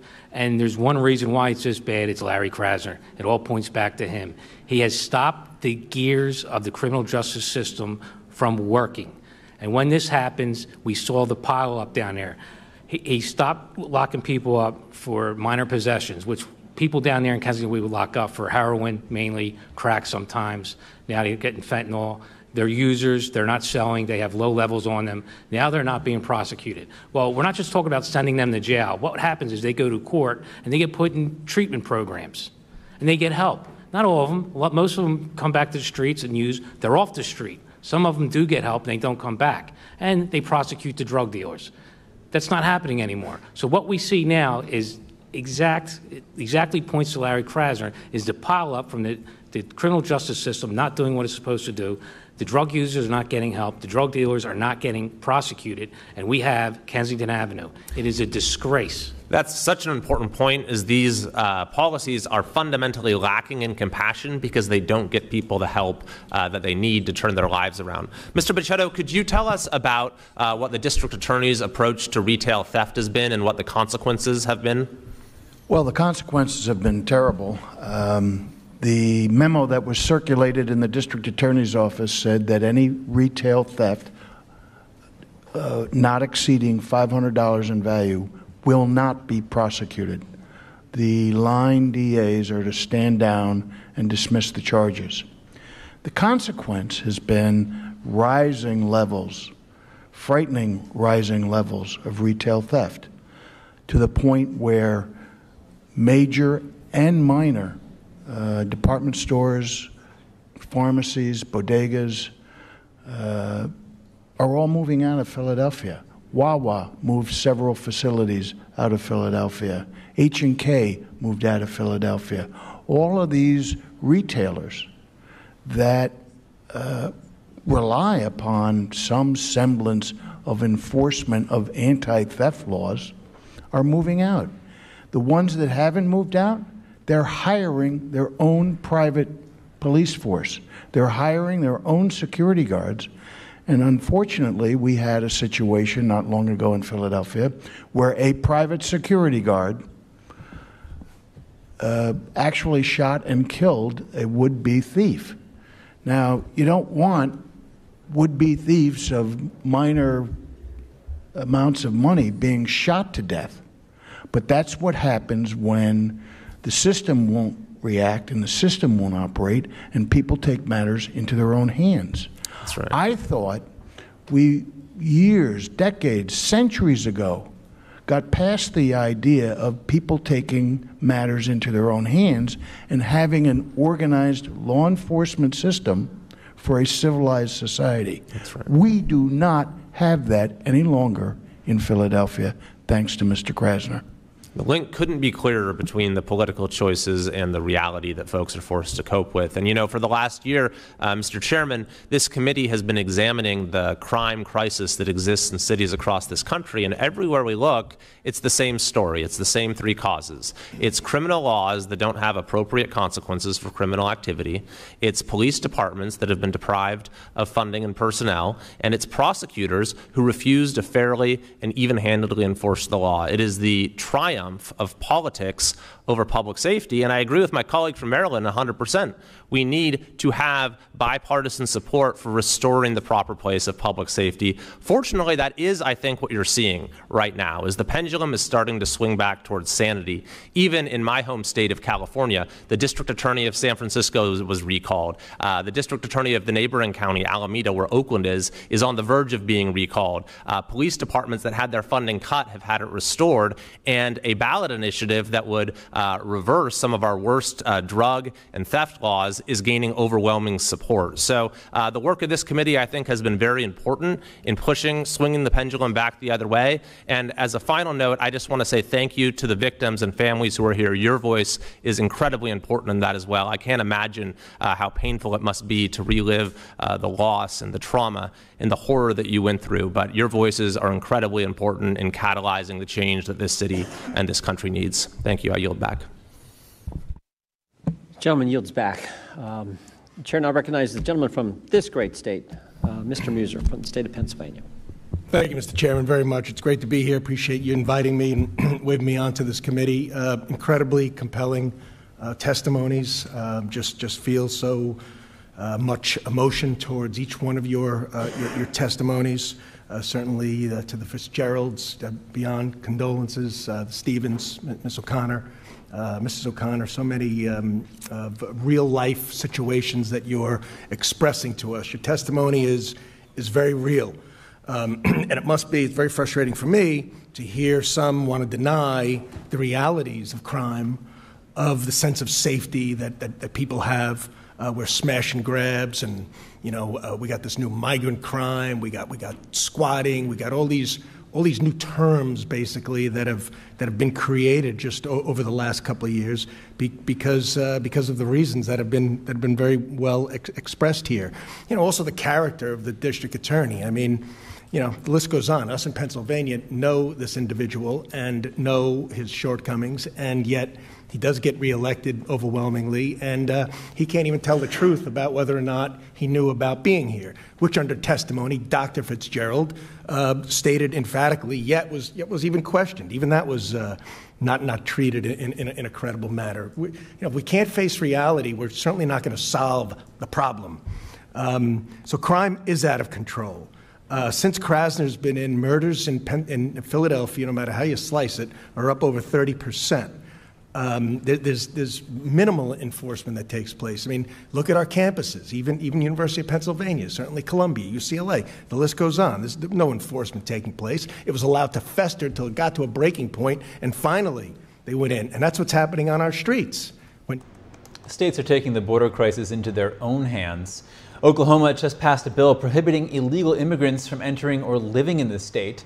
It joins multiple states that have passed similar laws following Texas's lead. Here to break these developments down for us is Epoch Times reporter Darlene Sanchez. Darlene Sanchez, thank you for joining us. Good to have you back on the show. Oklahoma just passed a bill prohibiting illegal immigrants from entering or living in that state. Tell us about that law and its potential effect. Hi, thank you for having me today. Well, what Oklahoma is doing is it's really modeling this law after a Texas law. It's called Senate Bill 4 that was signed into law by Governor Abbott in December, but it's being held up in the courts now through lawsuits with the Biden administration and also with some left-wing organizations in Texas. But basically that law is saying, the one in Oklahoma is saying that you cannot be here, and if we catch you here and you're an illegal alien, we're going to charge you with a misdemeanor and or a fine. And if you come back in the state after you have been, exported from the state or leave the state, then we can charge you with a felony, and then the stakes go up and it's a $1,000 fine. So all this is really kind of coming to a head based on this Texas law, and other states are passing similar laws. They don't go into effect until most of them July, September, things like that. So there's time yet for perhaps the federal courts to decide what they're going to rule on the Texas law, which really is the key to it all. But in the meantime, they're doing other things as well to try to get around what they see as the federal government's lack of following the law and doing something to stop the, what they view as an invasion across the southern border. Yeah, and that leads me to my next question. Talk about the circumstances that led to the passing of these laws, or the proposal of these laws. Basically, what a lot of these are mainly Republican-led states, and what they're saying is every state is a border state now. A lot of them have been sending, their National Guard to Texas to help them with the border. Texas has like 1,200 miles worth of border, and no matter, how many that they approve to go there, it's, that's not a lot. So considering such a large border, or long border, so they're asking for more. They've been doing that consistently. But now I think it's gotten to the point where, they've seen Governor Abbott say enough is enough.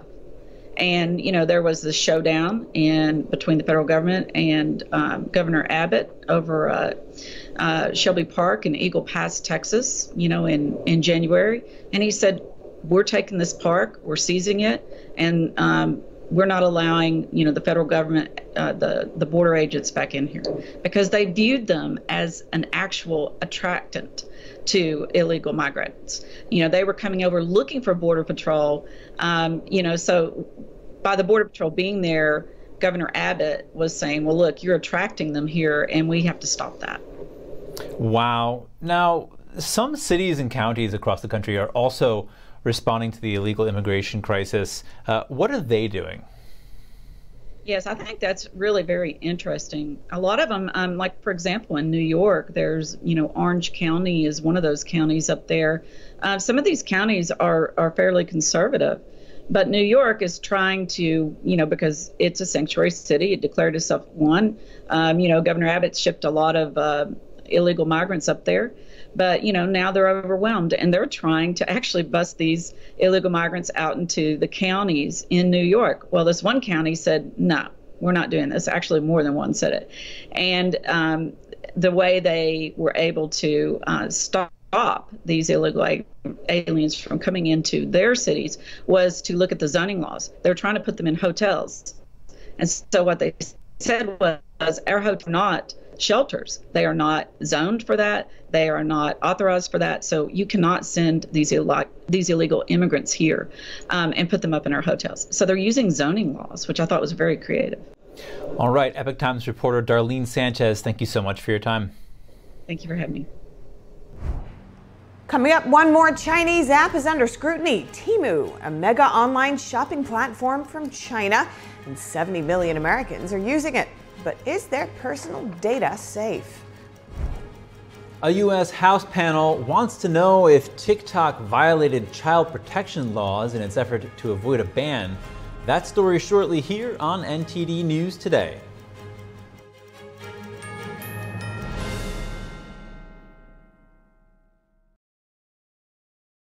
Hi, folks. Do you trust this economy? What if you could receive a strong fixed rate of return that's not correlated to the stock market or the Fed? And what if you were in control? You could turn your income on or off, compound it, whatever you choose. What if your interest was compounded daily, you were paid monthly, and there were absolutely no fees? And what if you could have peace of mind because there was no attack on your principal if you ever needed your money back? Well, folks, there is an investment with all of these features.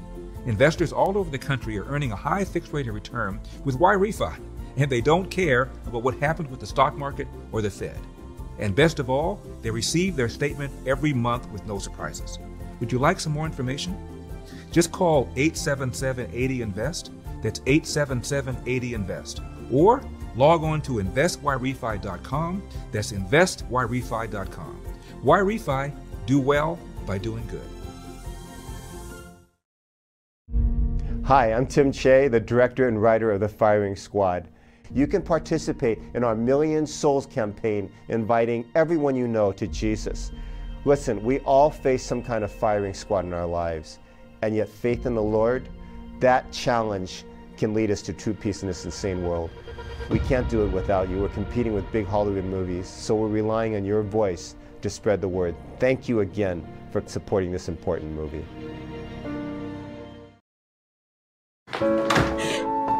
My baby's back from the West Coast. Here are those pictures that you asked for your school project? First day of school, cute as a button. So long ago.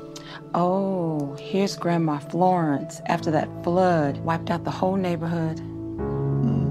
Sometimes I just cannot believe all the storms we've gone through here.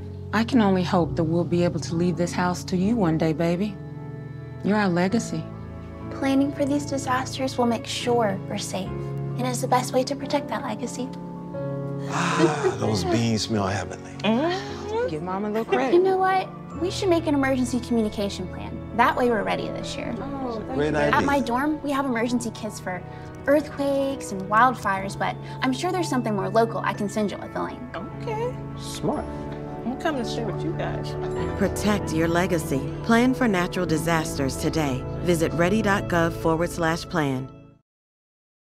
My mother was always very familiar with her neighborhood, but one day she stopped at the stop sign for much longer than usual. And she didn't know whether she should go forward or turn, and she wasn't even really sure where she was at. It was very unsettling for her. I felt so much better after my son told me, "Mom, I don't want you to worry or be afraid. I'll be there for you, and we'll figure it out." Want to know what's really happening around the world? Join us for a deep dive discussion with our expert panel on International Reporters Roundtable.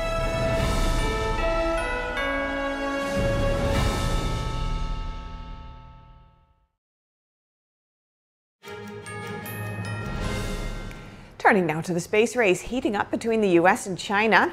China today launched a lunar probe. The new move could boost Beijing's efforts to achieve its space ambitions.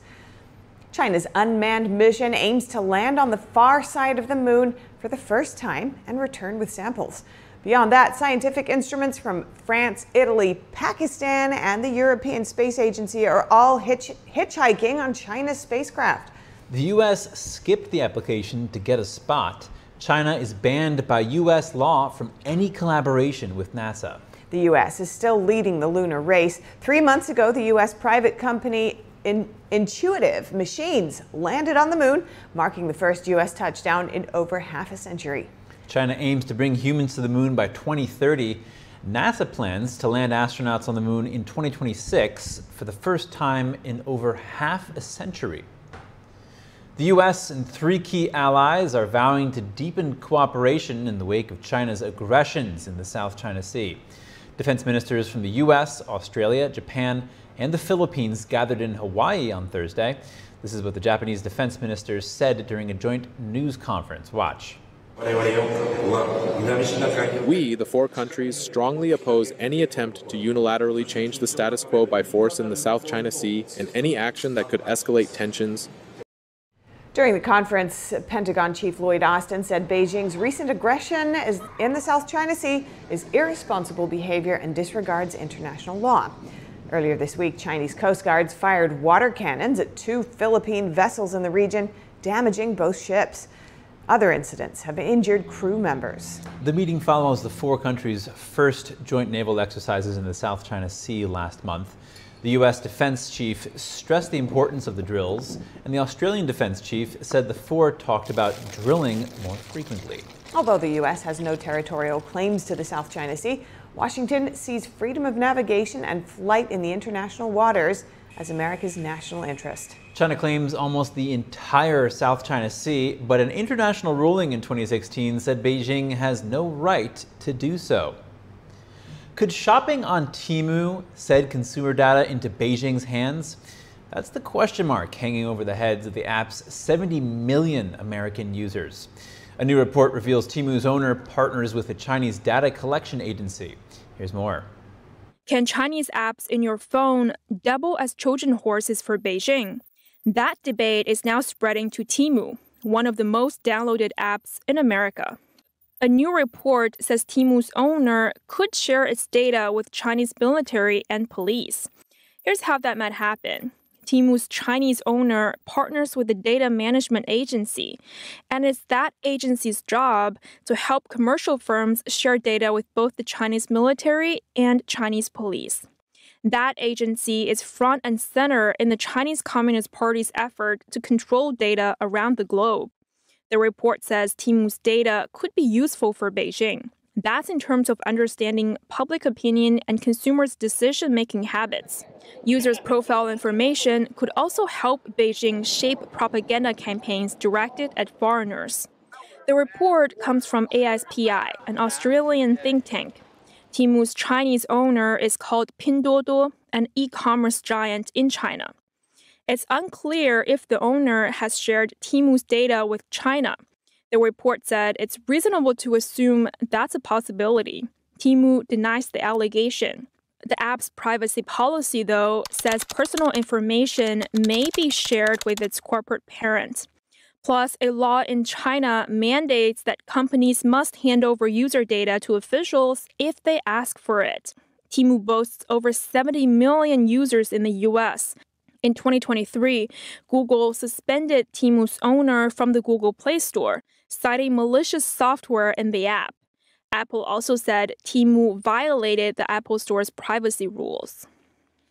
Members of Congress are asking if TikTok violated child protection laws in its effort to stop a U.S. ban on the app. A letter is asking the Federal Trade Commission to investigate. The app sent users pop-up messages asking for personal information and requesting they contact Congress. Members of the House Select Committee on the Chinese Communist Party say the message was sent to young children. A letter the committee sent out says TikTok's actions resulted in at least one case of a child calling an office of Congress and threatening suicide. TikTok sent out the messages right before the passage of a law that forces the company's Chinese owner to sell the app or face a ban in the U.S. app stores. In the letter, members of Congress expressed concern that an app controlled by the Chinese Communist Party appears to have the ability to manipulate the American public, including children. TikTok's response was that it only sent the message to users over the age of 18 who could dismiss the message notification. An app to monitor earthquakes has become wildly popular in Taiwan. It was created by 2 students. Let's take a look. Demand is growing across Taiwan for homegrown earthquake monitoring apps after the island experienced its strongest earthquake in a quarter of a century in April, and then more than 1,300 tremors and aftershocks continued to rattle Taiwan over the past month. This app, showing tremors in real time across Taiwan, their intensity, as well as information from the authorities, is the creation of students 17-year-old Lin Rui and 20-year-old Kuo Chenyu. They were driven to create it in 2022 by their own curiosity to study the intensity of earthquakes on the island. On top of using data from Taiwan's authorities, Lin and Kuo's team installed more than 130 seismic sensors across the island. And because of these sensors, Lin says there's a chance they can provide an earlier quake alert compared to Taiwan's meteorological body, the Central Weather Administration. In recent weeks, users of the students' disaster prevention information platform jumped from 3,000 to 370,000.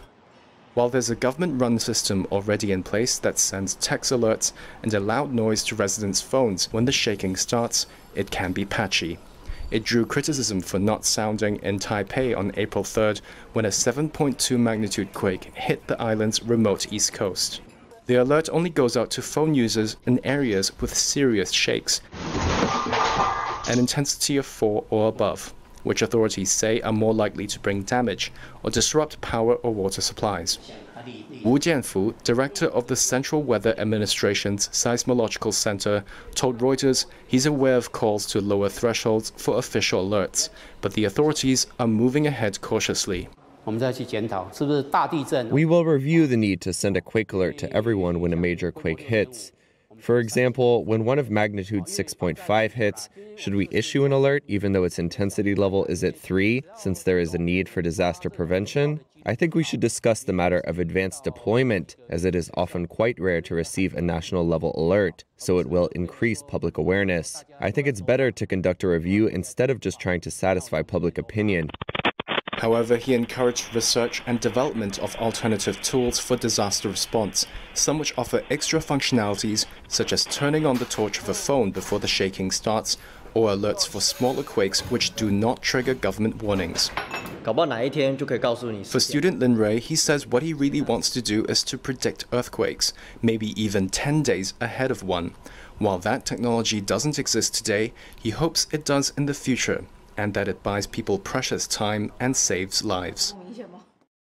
Before we head to break, if you have any feedback, please email us at news.today@ntd.com. And stay with us. We'll have more stories in just a moment.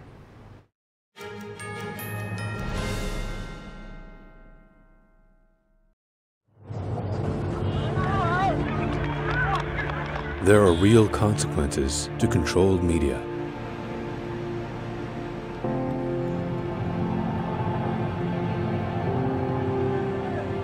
And NTD's founders know them firsthand. Our freedom of thought is the price. This is the lesson that guides us. in everything we do. Yeah, so there's the tear gas there. We know the value of a free society. And we take seriously the responsibility to preserve it. We are NTD.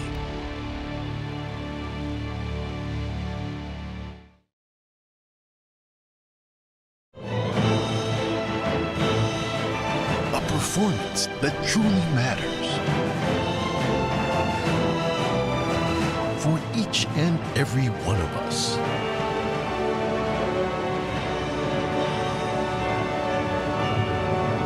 This is what you've been waiting for. Coming to Lincoln Center, NJ Pack, State Theater, Purchase, and Stamford. Starting March 28th. Tickets at shenyun.com.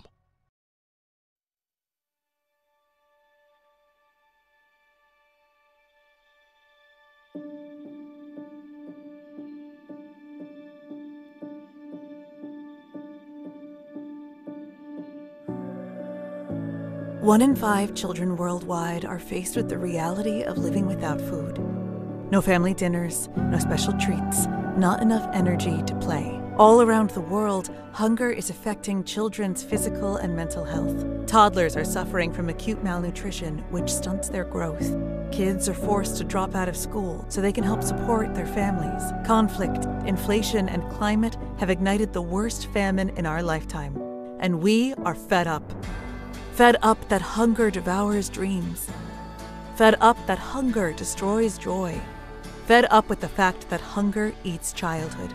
Help us feed the futures of children all over the world by visiting getfedupnow.org. For as little as $10 a month, you can join Save the Children as we support children and families in desperate need of our help. Now is the time to get fed up and give back. When you join the cause, your $10 monthly donation can help communities in need of life-saving treatments and nutrients, prevent children from dropping out of school, support our work with communities and governments to help children go from short-term surviving to long-term thriving. And now, thanks to special government grants, every dollar you give can multiply up to 10 times the impact. That means more food, water, medicine, and help for kids around the world. You'll also receive a free tote bag to share your support for children in need. Having your childhood eaten away by hunger is unimaginable. Get fed up. Call us now or visit getfedupnow.org. These are all farmers. Maybe no, not this not one. A farm anymore. But here is a farm, right? No, there's also not a farm anymore. All these people shut down because of the government policies? Yeah. The government wants to control the food. So we don't eat meat, but we eat insects. As the price of staples goes through the roof, people will say, I can't afford a steak anymore. So, all right, I'll eat your stupid crickets.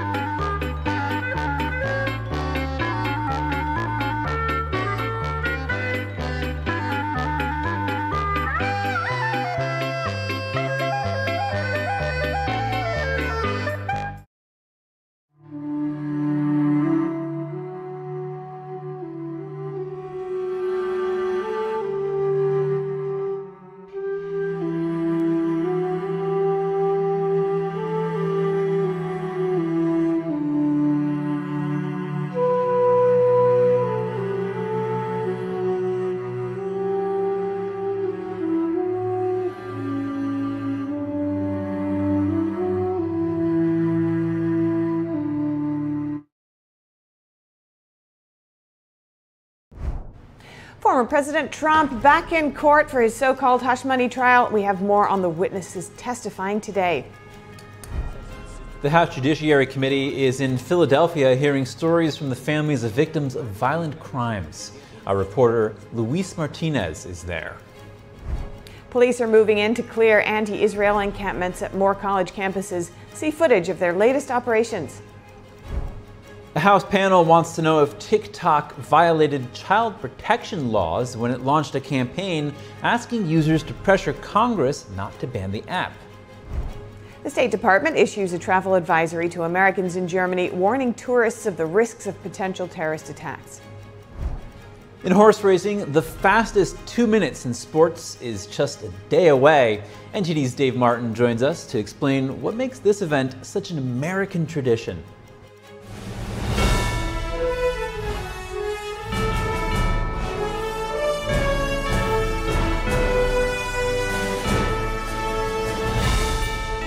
This is NTD News Today, live from our NTD Global Headquarters. Here are Stephania Cox and Chris Beers. Former President Trump heads back to a Manhattan courtroom today as the second week of testimony in his campaign fundraising trial is set to wrap up. Former Trump aide Hope Hicks is now taking the stand. Here's the former president on his way into court. No, it won't stop me from testifying. The gag order is not for testifying. The gag order stops me from talking about people and responding when they say things about me. We have people saying things about me and I'm not allowed to respond. So this judge has taken away my constitutional right. And as the Republican candidate and somebody that's leading Biden by a lot, I should be able to respond. But this guy's got me with a gag order. Now we're filing, I think today, a constitutional motion to get this out. We'll be filing a lawsuit on the constitutionality of it. But if somebody says something about me and I'm not allowed to respond, that's never happened before. Thank you. Thank you. Hicks is the former White House communications director under Trump. She worked on Trump's 2016 campaign and was accused of suppressing negative stories about him. Earlier this morning, forensics expert Douglas Doss wrapped up his testimony. Doss focused on the content of former Trump lawyer Michael Cohen's phone. That included texts and messages, mostly from 2016. Trump's defense lawyers questioned how reliable this data is and whether the phone could have been reset. Doss didn't review the cell phone data until 2023. And we have some breaking news. The accounting firm that Trump's media group uses is being charged with fraud. BF Borgers is the Trump Media and Technology Group's independent accounting firm. The Securities and Exchange Commission is alleging massive fraud impacting more than 1,500 filings from January 2021 to June 2023. Trump Media is one among some 350 clients of BF Borgers during the time period in question. The SEC didn't allege any wrongdoing against Trump Media and didn't mention the company in the charges. The SEC accused BF Borgers of deliberate and systemic failures, including fabricating audit documentation and falsely representing to clients that its work would comply with accounting standards. BF Borgers agreed to pay a $12 million civil penalty, and its owner agreed to pay a $2 million civil penalty. The SEC permanently suspended the firm from practicing as accountants before the agency, effective immediately. Public companies that have hired BF Borgers will need to find new accounting firms. And Trump Media announced plans to do just that. A Trump Media spokesperson confirmed today it will be working with new auditing partners. And anti-Israel encampments on college campuses. Police are moving in to clear more of them. So far, more than 2,000 people have been arrested for anti-Israel college protests nationwide. Since this morning, the NYPD has been clearing the anti-Israel encampment at New York University and the New School. Both schools had deemed the encampments illegal and requested police assistance. Police arrested over 50 people at the two schools, and in Oregon, police moved in to clear Portland State University's library, which had been occupied by protesters for a second time. Some 30 people were arrested. This brings the total number of protesters arrested nationwide at college campuses to 2,000. Several California Republican lawmakers said violent student protesters should lose their financial aid. And the Houthis in Yemen, who are backed by Iran, said they are offering a place at their own school for students suspended from U.S. universities. The White House has clarified remarks made Wednesday evening by President Biden. He called Japan and India xenophobic countries that do not welcome immigrants. Biden lumped the two countries with China and Russia and contrasted the four with the U.S. on immigration. Look, I think the broader point the president was making, and I think people all around the world recognize this, that the United States is a nation of immigrants, and it's in our DNA. We're better for it, we're stronger for it, and we're not going to walk away from it. And that's the broader point that he was making, that our allies and partners know well, in intangible ways, how President Biden values them, their friendship, their cooperation, and the capabilities that they bring across the spectrum on a range of issues, not just security related. The president made the remark during a fundraiser in Washington, D.C. on Wednesday. He argued that Japan, along with Russia and China, would perform better economically if the countries embraced immigration. Biden pointed to immigration as one reason why the U.S. economy is growing. Meanwhile, Japan has largely shied away from using immigration to bolster its population. And as more anti-Israel protests sweep across college campuses in America, one legal scholar intends to take legal action against protesters, professors, and colleges. Famed attorney Alan Dershowitz spoke about his plan with NTD's Kelly Wright, the host of America's Hope. Alan, as you see these protests continuing to take place throughout America, pro-Palestinian, pro-Hamas, death to Israel, death to America, what is going through your mind as you watch all of this unfold? Well, let's remember that the biggest supporters of these riots is Iran. The head of Iran wrote a letter commending these thugs, these Hitler youth who are calling for the end of the Jews. And of course, Iran would commend them. Hamas has commended them. And when you have Iran and Hamas on your side, you know you must be doing something very, very wrong. These are radical, anarchistic, anti-American young people who have no knowledge of what's going on. I'll give you an example. Some of the students are calling for a ceasefire. Do any of them know that Israel offered a ceasefire and that the Secretary of State said the only thing that stands between the civilians in Hamas and a ceasefire, the civilians in Gaza and a ceasefire, is Hamas? It's all Hamas's fault. The deaths are Hamas's fault. They use human shields. The hunger is Hamas's fault. They won't allow food to come in without them stealing it. But these kids are utter ignoramuses, and the faculty are the worst because they're the ones who have been propagandizing these kids for years and years and years. What really concerns me, because I have experience in this, I represented a lot of the protesters in the 60s and 70s. These protesters, some of them, will become terrorists. They are being groomed by Hamas. Hamas will ask them to plant bombs. They will do it.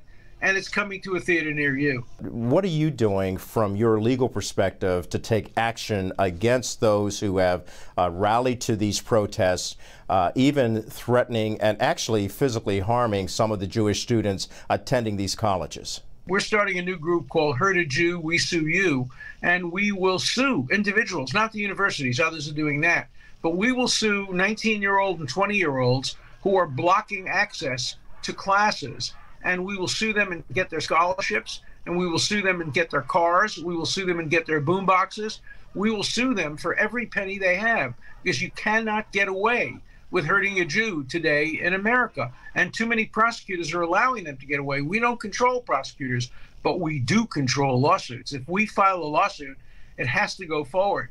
And we will do that. We'll get discovery. We'll find out who's financing these protests. We'll find out the role of George Soros, the role of the Rockefeller Brothers Fund, the role of Peter Beinart, who's on the Rockefeller Fund and doesn't believe Israel has the right to exist as the nation state of the Jewish people. So we're going to get to the bottom of this through lawsuits. You can see more of Kelly Wright's interview with Alan Dershowitz when America's Hope airs it tonight at 10 p.m. here on NTD. Coming up, Arkansas is pushing back on the Biden administration's expansion of Title IX protections to include students identifying as transgender. More on a new executive order from the state's governor. And the Biden administration is expanding health care access to illegal immigrants who are part of the Daca program. More in just a moment here on NTD News Today.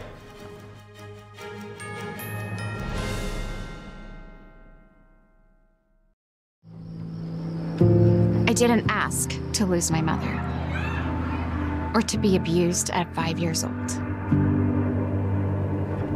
I didn't ask to be kicked out of my house with nowhere to go.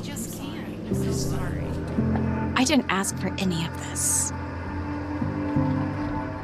But I did ask for help, and Covenant House was there. Thanks to their love and support, and to generous people like you, I got what I needed to take control of my life. For the young people who didn't ask to be put in unthinkable situations, Covenant House is there providing safety, hope, and a brighter future. Call or go online now. For a gift of only $19 a month, just 63 cents a day, you can provide hot meals, safe shelter, medical care, and love to more than 2,000 young people who sleep at a Covenant House every night. 1 in 10 young adults will experience homelessness this year. Your gift can help reach them when they need it most. I didn't ask for my parents and my family to disown me. I didn't ask to end up in a homeless shelter. The beauty of it all is that I found Covenant House. The need is overwhelming, but your monthly support will make sure no young person is ever turned away. Call or go online right now to safeplacetosleep.org with your gift of just $19 a month. With your monthly donation, you'll receive this soft, comforting blanket as a reminder of the warmth and safety your gift will provide a young person tonight. Covenant House really helped me and really helped mold me into the woman I am today. If there's no Covenant House, where would I be today?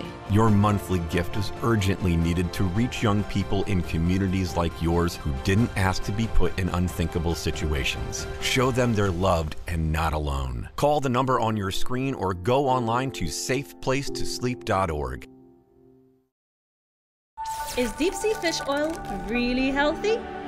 Due to pollution in the oceans, most fish contain heavy metal elements and radioactive substances. That's why it's so important to choose a pure source of omega-3. Puritang green vegetable omega-3 is made from purslane and perilla seeds, which are rich in nutrients and minerals, especially vitamins A, D, E, calcium, and iron. With natural processing and no harmful chemical additives, it has more than 90% concentration of omegas-3, 6, 7, and 9. It effectively improves brain power and is beneficial to the heart's health. Puritang omega-3 does not smell of fish and contains no pollutants, so both adults and children can safely and easily consume it over a long period of time. Puritang green vegetable omega-3, greener, healthier, and more effective. Visit puritang.com to learn more. We're in the nation's capital asking the important questions so that you're in the know. Join us daily, Monday through Friday, on the Capitol Report on NTD News.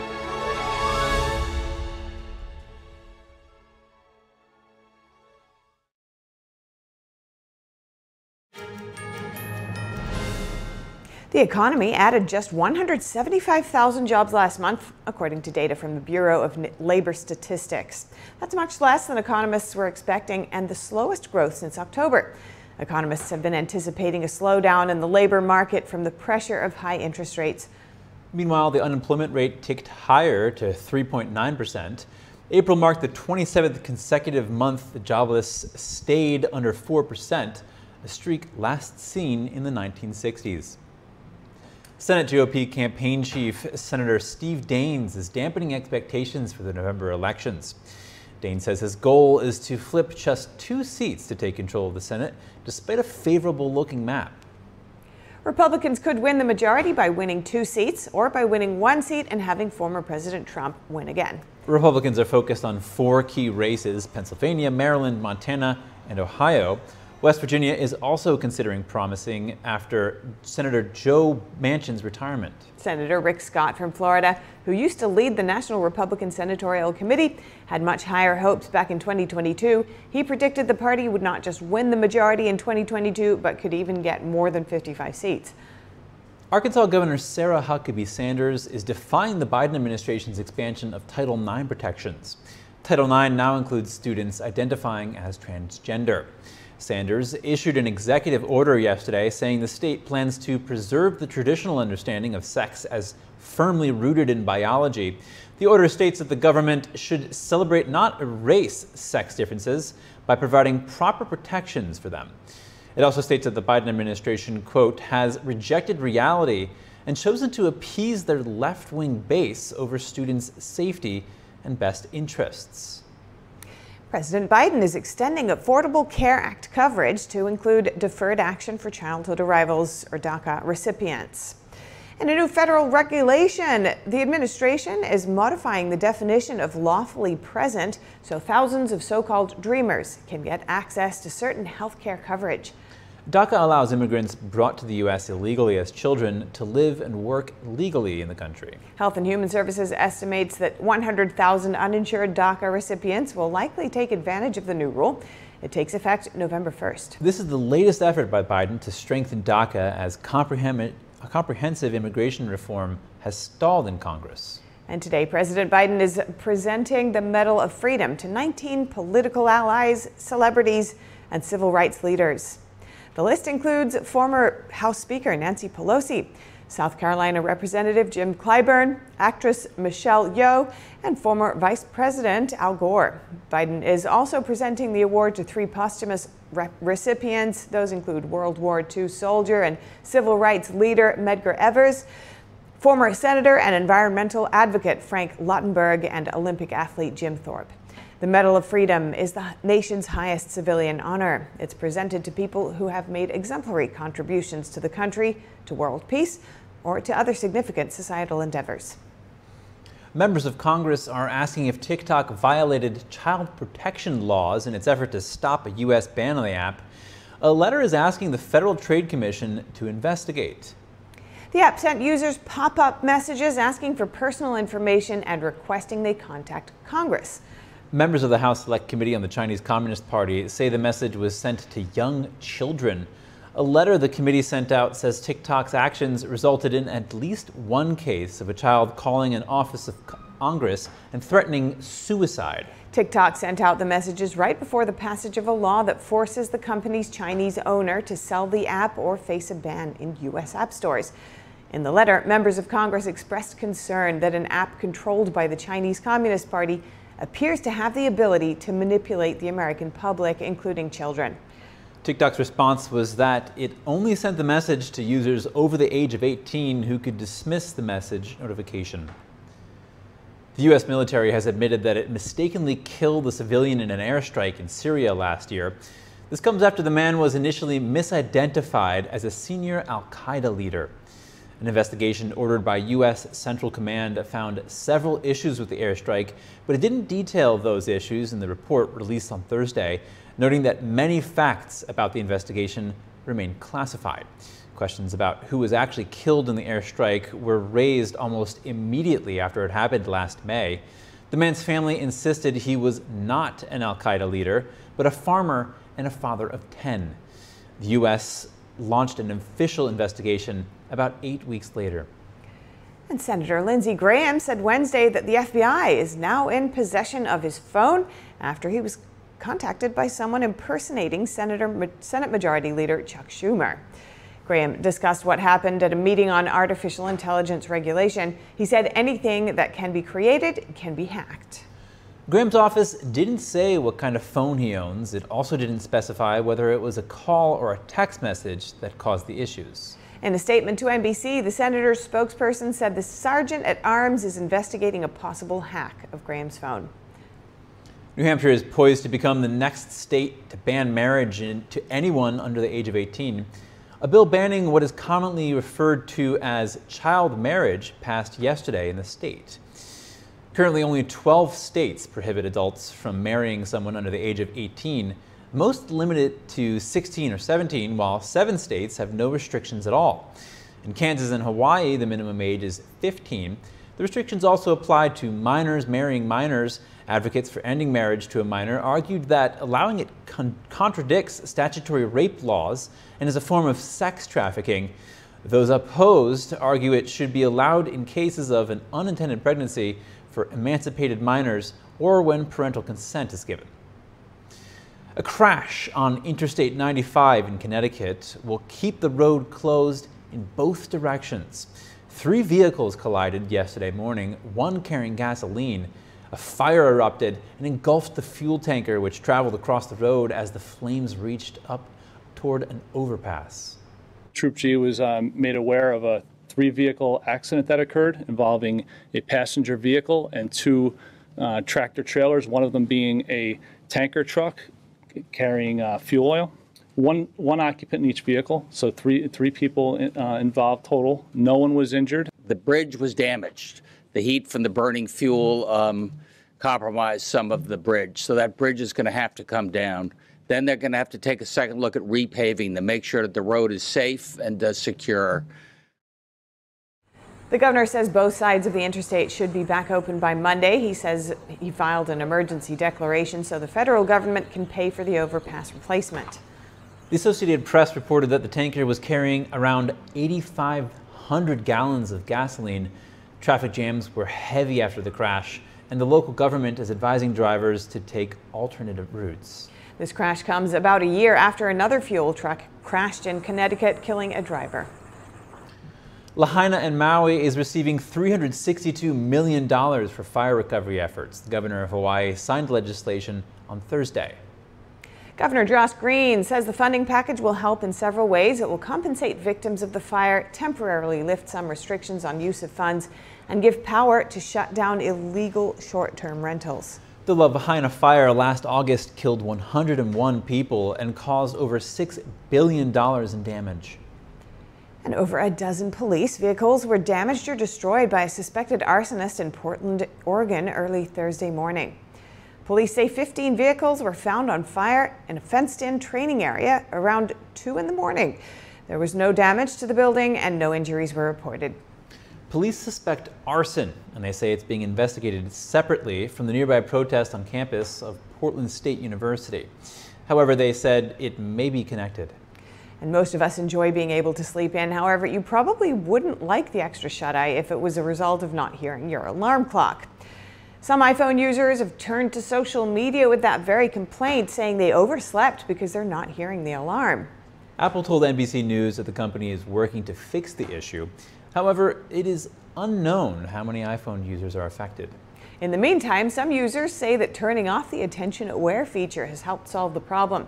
The feature allows an iPhone to check whether someone's looking at their device, and if they are, the phone will lower the sound of the alerts. Apple says on its website that the Do Not Disturb setting and putting the phone on silent does not affect the alarm sounds. More on Apple. The company is facing some growing pains, and it's making a historic move to make it through. The company has announced a $110 billion share buyback, the largest in its history. Also on Thursday, Apple posted a first quarter revenue of nearly $91 billion. That's down 4% year over year. The iPhone maker is struggling with growth challenges, particularly in China, amid an uncertain economic environment. Apple says iPhone sales have sunk by 10%. After Apple's revenue report, its shares rose past 6% in after-hours trading. Coming up, the State Department issues a travel advisory to Americans in Germany. Why the alert urges tourists to be aware of potential terrorist attacks. Russian state affiliate accounts increased their presence on TikTok. A recent study by Brookings Institute details Moscow's efforts. We'll have the details soon when we return.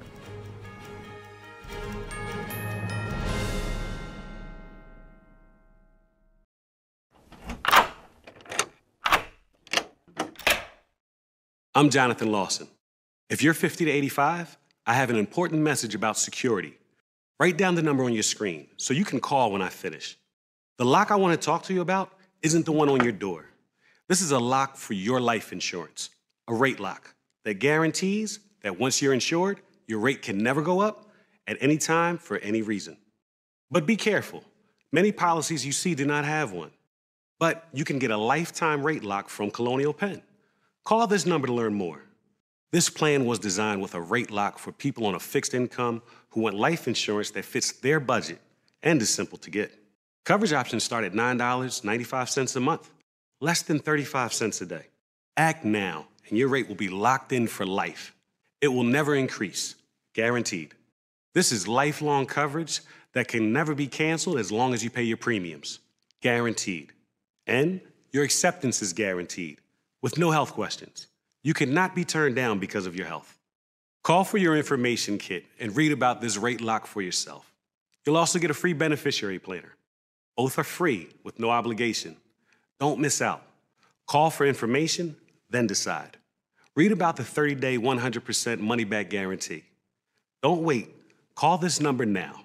Call now and you'll also get this free beneficiary planner. Use this valuable guide to record important information and your final wishes, and it's yours free just for calling. So don't wait. Call 1-800-357-4821 for your free information.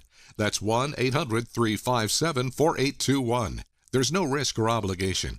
That number again is 1-800-357-4821. That's 1-800-357-4821. 1-800-357-4821. Call now. Thinking about retirement? Would you like to have retirement income that you can count on for the rest of your life? How about up to 33% more income? Call this number to get this free book, Annuity Do's and Don'ts for Baby Boomers. This book is filled with valuable information uncovering little-known secrets to help you maximize your income in retirement. And it's free. Retirement income you can count on starts by calling for this free book. As a bonus, we'll also rush this annuity rate report, also absolutely free. Annuity National researched numerous products and summarized the rates and benefits of annuities from foremost insurance companies like Nassau Life and Annuity. Call for both these free books. Annuity National, retirement income you can count on for the rest of your life. Call now. For your free books, call 800-808-0303. That's 800-808-0303. 800-808-0303. Hi, I'm Kelly Wright. We thank you for joining us and watching America's Hope here on NTD News. Bottom line is, I know you're sick and tired of being sick and tired, but let's give you some good news in the midst of the bad news. Watch us nightly, right here on NTD News, for a full dose of America's Hope.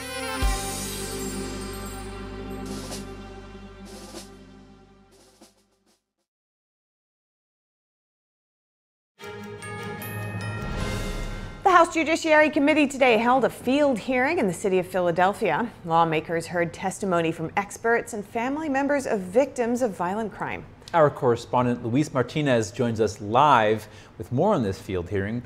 Luis, give us an update here. Chris, Steph, good afternoon. Yes, I'm right here in front of Independence Hall, and in front of me is the William J. Green Federal Building, where the House Judiciary Committee just held its field hearing on the victims of violent crime here in the city of Philadelphia. But House Republicans also laser focused in this hearing on what they called the pro-criminal lenient policies of Philadelphia District Attorney Larry Krasner. Let's listen to what Chairman Jim Jordan, chairman of the House Judiciary Committee, had to say about DA Larry Krasner. Simply put, Philadelphia District Attorney Larry Krasner is failing to prosecute criminals. Since his tenure began, Krasner's office has consistently declined to prosecute crimes in the city. Notably, the policies include not seeking cash bail for most cases, considering a defendant's immigration status in the plea bargaining process, and not prosecuting crimes like prostitution or marijuana possession.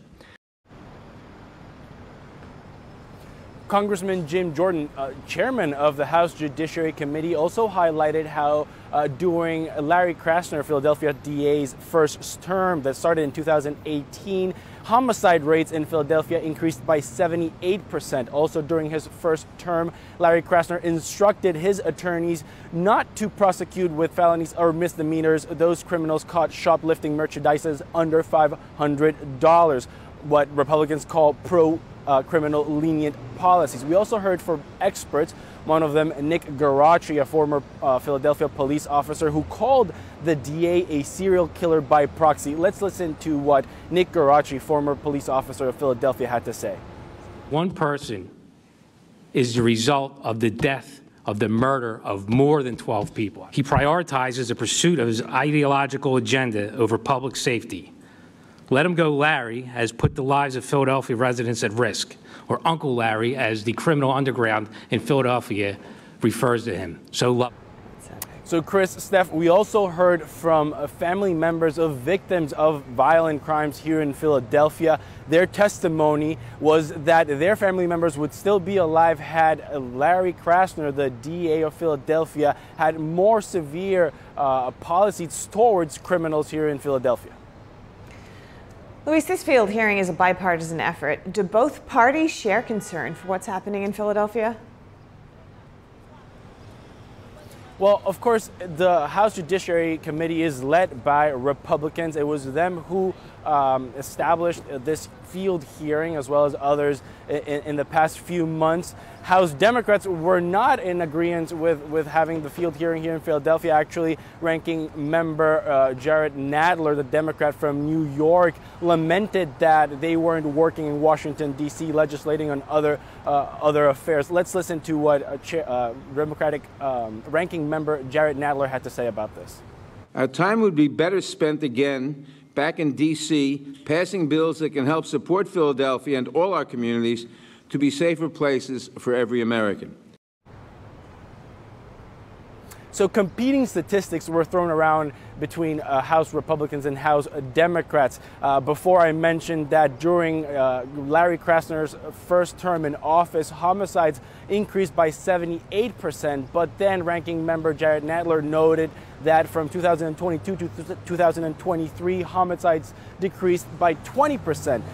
Ranking member Nadler also highlighted that Larry Krasner, the DA of Philadelphia, was re-elected in 2021 with over 70% of support, noting that Philadelphians are happy, according to that result, with his policies. But we also heard from Congresswoman Mary Gay Scanlon, who actually had very strong words for what she called a moving circus. She called that Congressman Jim Jordan was taking the House Judiciary Committee on a traveling circus tour. Let's listen to what Congresswoman Mary Gay Scanlon had to say.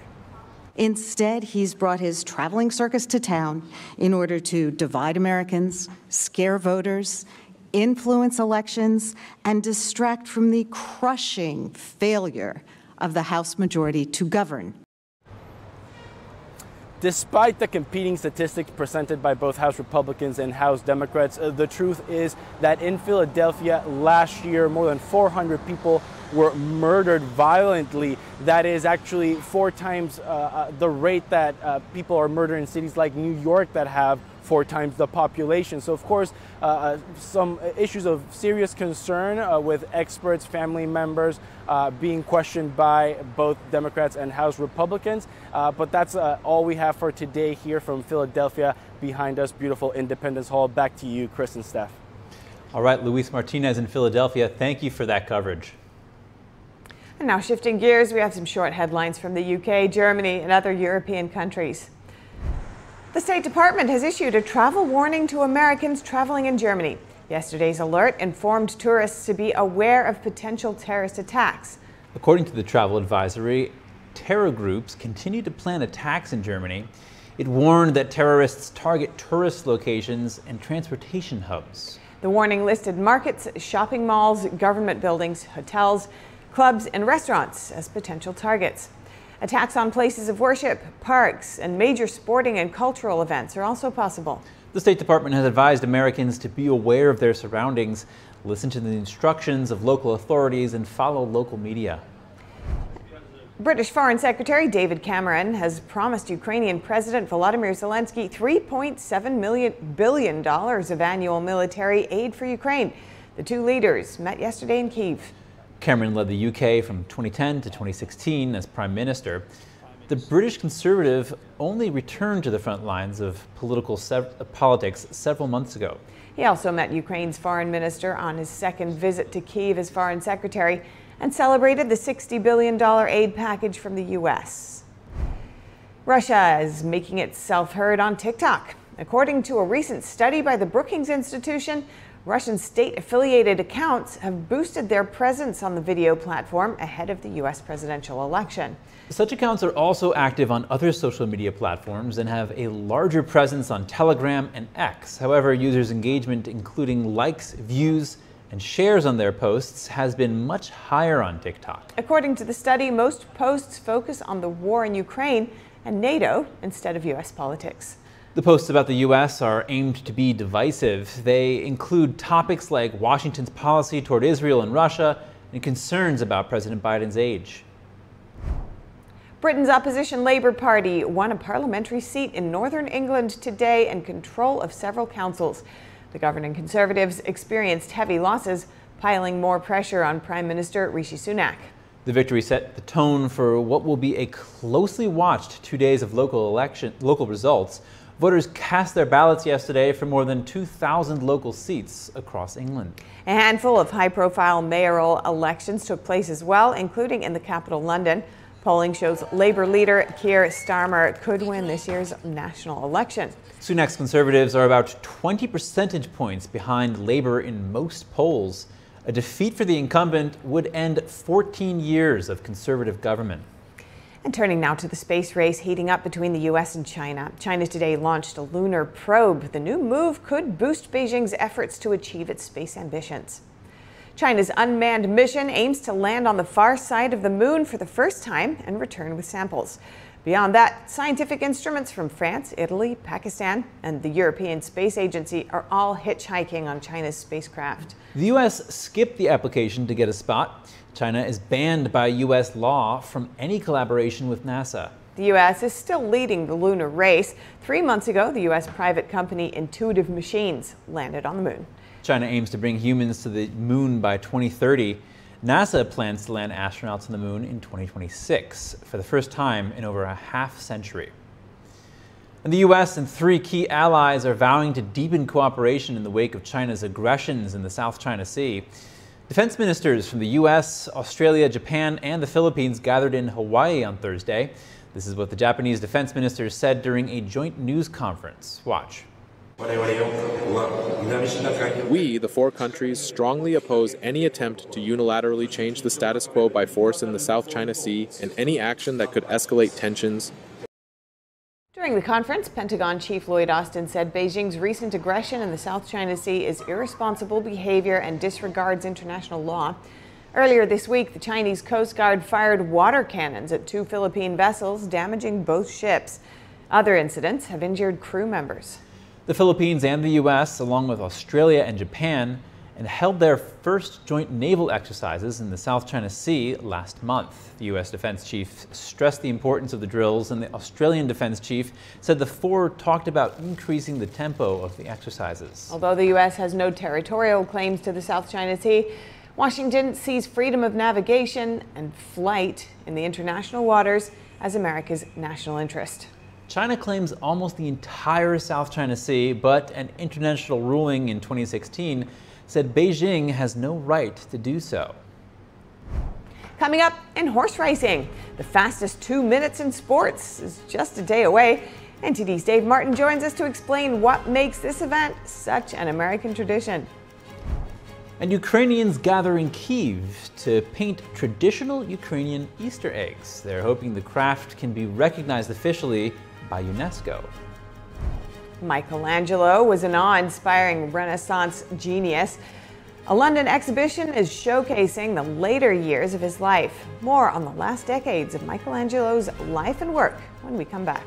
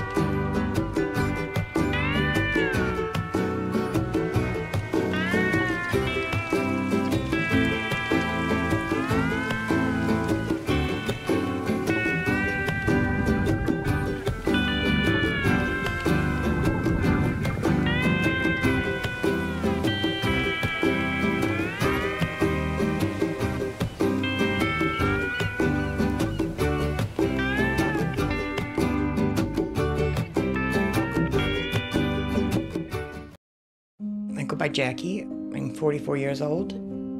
I had 3 kids at the time and single mother. I was working 60 hours a week, still couldn't pay the bills. Skipped meals so that they could eat. It's been hard because one thing falls into place, 10 things fall out of place. You know, I just can't do this alone and make it work. 1 in 5 children face hunger in America, and food costs are rising. But everyone needs nourishing food to thrive, and they can when we work together so our neighbors can feed their families. Call or go online right now to join Feeding America with your gift of just $19 a month, only 63 cents a day. Together, thanks to a nationwide network of food banks, dedicated volunteers, and the monthly support of people like you, we can fill plates with nutritious food for families across America. One day my mother came over to my house and said, "There's a meeting at the pantry." I said, "Okay," and I went. There were some ladies in there. They were from the food bank. They asked several questions. Some of those were about me and my story, but it helped me to open up a little bit. We're getting closer to the day when no one in America faces hunger, but we can't do it without you. Call or go online now. Visit helpfeedingamerica.org and give $19 a month, just 63 cents a day. 98% of donations go directly to help millions of people facing hunger, from coast to coast and in your own community. And when you give by credit card, we'll send you this exclusive canvas grocery bag to show you are a part of a movement of supporters working together to help end hunger. I have people that I can trust. I have hope. Please call now or make your monthly donation at helpfeedingamerica.org. Working together, we can end hunger in America. For the day's top headlines and the news you need to know, tune in right here to NTD Evening News.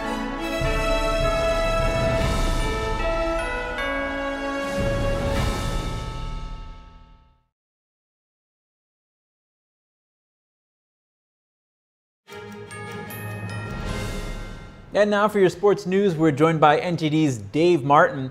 Dave, a big night in the NBA playoffs. Both the Bucks and the 76ers were eliminated. Milwaukee was expected to compete for the NBA title. What happened? Yeah, some very untimely injuries. Both Giannis Antetokounmpo and Damian Lillard, really their 2 superstar players, missed either part or all of this series with injuries. Yet both are really healthy for the vast majority of the regular season, so it was a very unfortunate timing for them.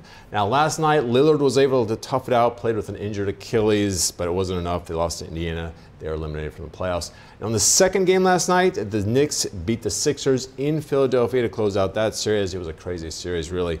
All the last-minute heroics that decided the game. Knicks star guard Jalen Brunson was impossible to guard last night in Philadelphia. He finished with his 3rd straight 40-point game, the first Knick to do so in the playoffs in like 40 years, and Bernard King was the last one.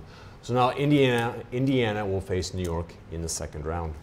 And we'll be hearing that update from you, I'm sure. Of course. Moving on to golf news, Tiger Woods will accept a special exemption to play in the U.S. Open this June. What are the exceptions for him after his last place performance at the Masters? Kind of hard to see that, at least, you know, among those who made the cut. Yeah, you know, the expectations for him, I think they're kind of low going forward. I mean, you know, it should be said that him finishing 4 rounds of a major is an accomplishment for him now after that horrific car accident 3 years ago, which he nearly lost his leg. And like you said, he did make the cut at the Masters, which is another step. But then his weekend performance there was well below what we're used to seeing from him. I mean, his total score of 304 was his worst ever as a pro in a 72-hole event. Now, up next for him will actually be the PGA Championship. That's later this month. Now, Woods has said he'd like to do 1 event per month, which makes it likely he'll also do the Open Championship in Scotland in July. So that will be 4 majors in 4 months. So I think by the middle of the summer, we'll have a very good idea of where he's at. Yeah, and I mean, the fact that he's playing at all is a testament to his surgeon. Yeah. The 150th running of the Kentucky Derby is coming up. What makes the particular horse race so interesting here? You know, I think it's a number of things. It's a whole day event, really, for those who attend. I mean, the race itself, it's over in the blink of an eye. I mean, it's known as the fastest 2 minutes in sports, and that's about as long as it takes for it to be run. The winner gets that huge blanket of hundreds of roses, very unique. In fact, the race has also been nicknamed the Run for the Roses. It's a big socialite event, too, you know. Churchill Downs is a very glorious looking place. Queen Elizabeth II used to attend this. It's also very unique that you only have one chance to run it because this race is only for 3-year-old horses. Of course, also a lot of money changes hands here. There's a $5 million total purse. More than $3 million goes to the winner. Now, the two big betting favorites for tomorrow's race are Fierceness at 2.5 to 1 odds and Sierra Leone at 3 to 1. All right, Dave Martin, thank you so much. Hey, thank you guys. Cheers. When life gets on top of you, it's time to take a moment to de-stress. Gina Marie has 5 easy tips. Here's Strong Mind and Body.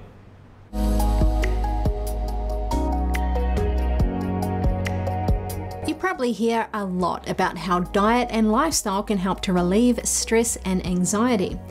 But you can't exactly go for a run or take a power nap at a moment's notice. When stress hits, sometimes you need to calm your nerves fast. Here are a few things that you can do to take the edge off, starting with number 1, focused breathing. Take a moment to step back from what's causing you stress and recalibrate. Remove yourself from the situation by going somewhere quiet and starting to breathe. Take long, deep breaths and allow nothing to break your concentration. Number 2, guided imagery. Closing your eyes and daydreaming for 5 minutes can be an effective stress relief tool. Visualize yourself being somewhere or doing something you enjoy. It can be a fantasy or memory, but just lock into it and transport yourself. Number 3, movement. Getting up and doing a quick 5-minute walk or even just pacing around your house can help. But if exercise makes you anxious, you can follow up with a yoga move called the tree pose. Stand up straight, then breathe and focus on bending one knee to lift your foot off the ground. Rest the heel of that foot against the inner thigh of your other leg. Close your eyes and breathe deeply for a minute before switching. Number 4, repeat a mantra.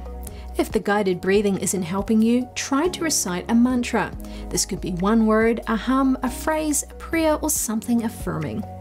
Number 5, look out the window or get outside. Stepping outside to sit somewhere that provides solace can help to knock stress down a notch. If you can't get outside, take a look through the window and take in the view. The sight of smiling people, a blue sky, or some leaves glistening in the sun can produce calm. When time is of the essence, try these or a combination of them to regulate and refocus. Ukrainians gathered in Kyiv today to paint traditional Ukrainian Easter eggs. Participants hope to add the craft to UNESCO's World List of Intangible Cultural Heritage. NTD's Andrew Thomas has that story. People from across Ukraine came together to paint more than 800 traditional Easter eggs. Ukrainians call them pisankas. I can't say that I decided to take on the craft of painting pisankas. I decided to try. I saw it on TV, how people were painting with this instrument. I don't know the right name for it. I have never tried, but it is interesting to try. For many, the art form is more important than ever amid war with Russia. We as Ukrainians have no right to lose heart. We must support the crafts passed from our ancestors, like painting pisankas. Soon there will be Christ's resurrection. It will raise spirits and it will send us peace. There will be victory. We, Hutzels, feel that victory is on its way. All have gathered to help the art form earn a spot on UNESCO's World List of Intangible Cultural Heritage. Marina Sobotsuk helped organize the event. In 7 hours, we painted 850 pisankas. People from 50 regions of Ukraine came here today to make a festival of pisanka to support Ukraine's UNESCO bid to recognize the tradition of painting pisankas as non-material cultural heritage. So we decided to support the bid with the record and with this event to preserve our identity, which fights for territorial integrity. Professional painter Paraska Plitarok says making pisanka isn't only a craft. It's a way to keep her spirits up as Russia's full-scale invasion of Ukraine drags into its 3rd year. When the war broke out, probably everyone was shocked for the first 2 weeks. For 2 weeks, I couldn't take a pen in my hand. I didn't paint. Then my clients started calling me, the ones that order pisankas throughout the year. I paint all year round. They started supporting me, saying, Paraska, it's not the end of the world. You must paint. Ukrainians will celebrate Orthodox Easter this Sunday. Andrew Thomas, NTD News. A new exhibition exploring the last decades of Michelangelo's life and work is opening in London. The prolific artist continued to produce art right up to the final days of his life. Michelangelo is the soaring talent behind the awe-inspiring ceiling of the Sistine Chapel and the statue of David. But this new exhibition at the British Museum wants to look at a different period of his life, his older years. It's easy for people to forget that he goes on working until the age of almost 89, and the later works show quite a different side to him, much more introspective, much more thoughtful. Religious iconography plays a huge part in the exhibition, perhaps reflecting the artist's faith and his contemplation of his own mortality. We get to see more of him as a person, coming to terms with these very universal human feelings that we all face as we get older, trying to weigh up if you've lived a good life and meditating on aspects of faith which he hopes will bring him to salvation. The show includes some rare gems. The 2-metre-high Epiphania is on public display for the first time since restoration began on it in 2018. It is of unique distinction today because the cartoon Michelangelo makes, the one-to-one drawing, the blueprint essentially, is the only cartoon, complete cartoon, that survives in Michelangelo's hand. Visitors can see early workings of some of his famous compositions, like studies for figures that would eventually appear in The Last Judgment, a fresco covering the altar of the Sistine Chapel. Then there are black chalk and lead white drawings made shortly before his death decades later, which show how his style had evolved with age. He becomes slightly more interested in the spiritual interior of the figures that he represents. The figures often become a little more compact, a little more dense and weighty. At the same time, when he is dealing with the figure of Christ, for example, it can become quite light, almost ethereal. His letters give an insight into Michelangelo's life beyond the art. He writes to his nephew to thank him for wine sent from the family farm. One letter written on his behalf bears what is said to be Michelangelo's last known signature, 4 days before his death. Increasingly, that beautiful handwriting starts to become more and more shaky. And I find it very, very moving when you look at the last signature to see a hand that had, glided a pen across a sheet of paper with such effortless virtuosity, even struggling to write his own name.